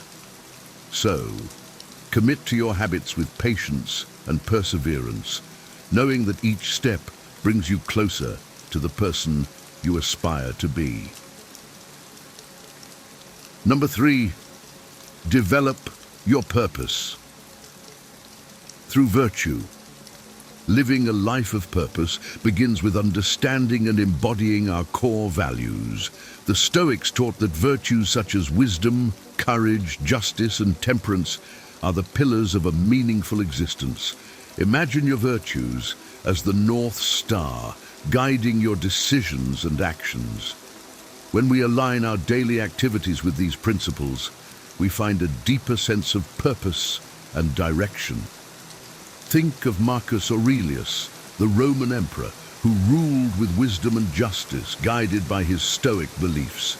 His actions were not random, but purposeful, driven by his commitment to virtue. By reflecting on our values and ensuring our actions reflect them, we cultivate a life rich in meaning. This alignment empowers us to make choices that are not only beneficial to us, but also contribute to the greater good. Embrace the Stoic principle of living according to virtue, and you will discover a profound sense of fulfillment and purpose in every endeavor. Number 4, begin with small steps.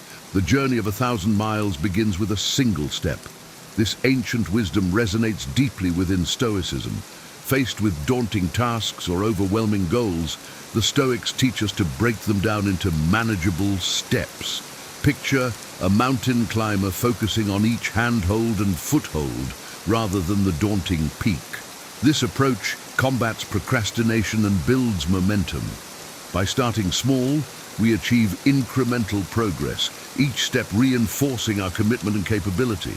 Consider a writer crafting a book, not by writing it all at once, but by completing one page at a time. This method not only makes the task less intimidating, but also ensures steady, consistent progress. Embrace the power of small steps. Each modest effort compounds over time, leading to significant accomplishments. Begin your journey today, no matter how small the step, and watch as you steadily move toward your goals with determination and resilience. Number 5, cultivate gratitude. Gratitude is a cornerstone of Stoic practice, a tool to shift our focus from what we lack to what we have. Imagine viewing your life through a lens that highlights abundance rather than scarcity. Practicing gratitude daily can transform your perspective, fostering a positive and motivated mindset. The Stoics believed that appreciating what we have, however small, enriches our lives and propels us to act with joy and contentment. Picture ending each day by reflecting on 3 things you are grateful for. This simple practice can enhance your overall well-being and motivate you to pursue your goals with renewed vigor. Gratitude not only uplifts us, but also builds resilience, enabling us to face challenges with a positive outlook. By cultivating gratitude, we create a fertile ground for growth and action, nurturing our spirit and empowering our journey towards a fulfilling life. Number 6, simplify your life.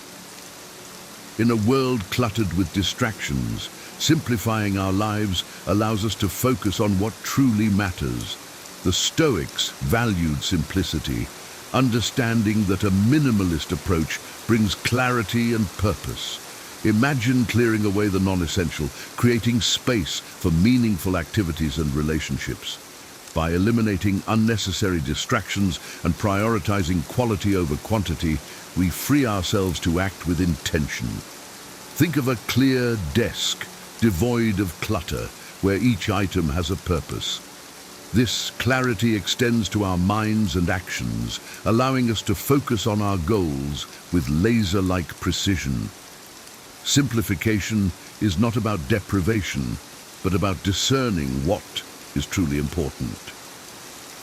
Embrace the Stoic principle of simplicity and watch as your life aligns more closely with your values and aspirations, enabling you to act with greater purpose and clarity. Number 7, stop procrastinating. Procrastination is the thief of time, a habit that hinders our progress and growth. The Stoics remind us that our time is finite and precious. Imagine living each day with the awareness that time, once lost, can never be reclaimed. By embracing the present moment and committing to purposeful action, we overcome the inertia of procrastination. Consider the Stoic practice of memento mori, reflecting on our mortality to inspire urgency and focus. This mindset encourages us to seize the day, to act now rather than defer our dreams and responsibilities. Picture a warrior preparing for battle, fully present and ready to engage. This is the Stoic approach to life. Engage with purpose, act with intention, and conquer procrastination. By living each moment fully, we maximize our potential and achieve our goals with vigor and resolve. Number 8, discipline yourself. Self-discipline is the bedrock of Stoic philosophy. It involves recognizing our power to control our own lives through disciplined actions aligned with our greater values. Imagine a ship navigating stormy seas, steered with unwavering focus towards its destination. Discipline keeps us on course, even amidst life's challenges. By consistently practicing good habits and exercising self-control, we develop a strong character and resilience. Think of an athlete training daily, each session building strength and endurance. This disciplined approach extends to all areas of life, enabling us to overcome obstacles and achieve our aspirations. Embrace self-discipline as your guiding principle, and you will find the strength to navigate life's storms with grace and determination, always moving towards your highest goals. Number 9, practice mindfulness. Mindfulness, the art of being fully present in the moment, is a powerful Stoic practice. Imagine a calm lake, its surface undisturbed, reflecting the world with perfect clarity. Mindfulness brings us this clarity, reducing stress and increasing focus. By incorporating mindfulness practices into our daily routine, we enhance our ability to act with intention and clarity. Consider the Stoic exercise of reflecting on the day each evening, assessing our actions and thoughts with a clear, objective mind.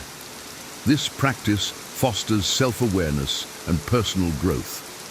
Mindfulness helps us navigate the present with grace, ensuring that our actions are deliberate and aligned with our values.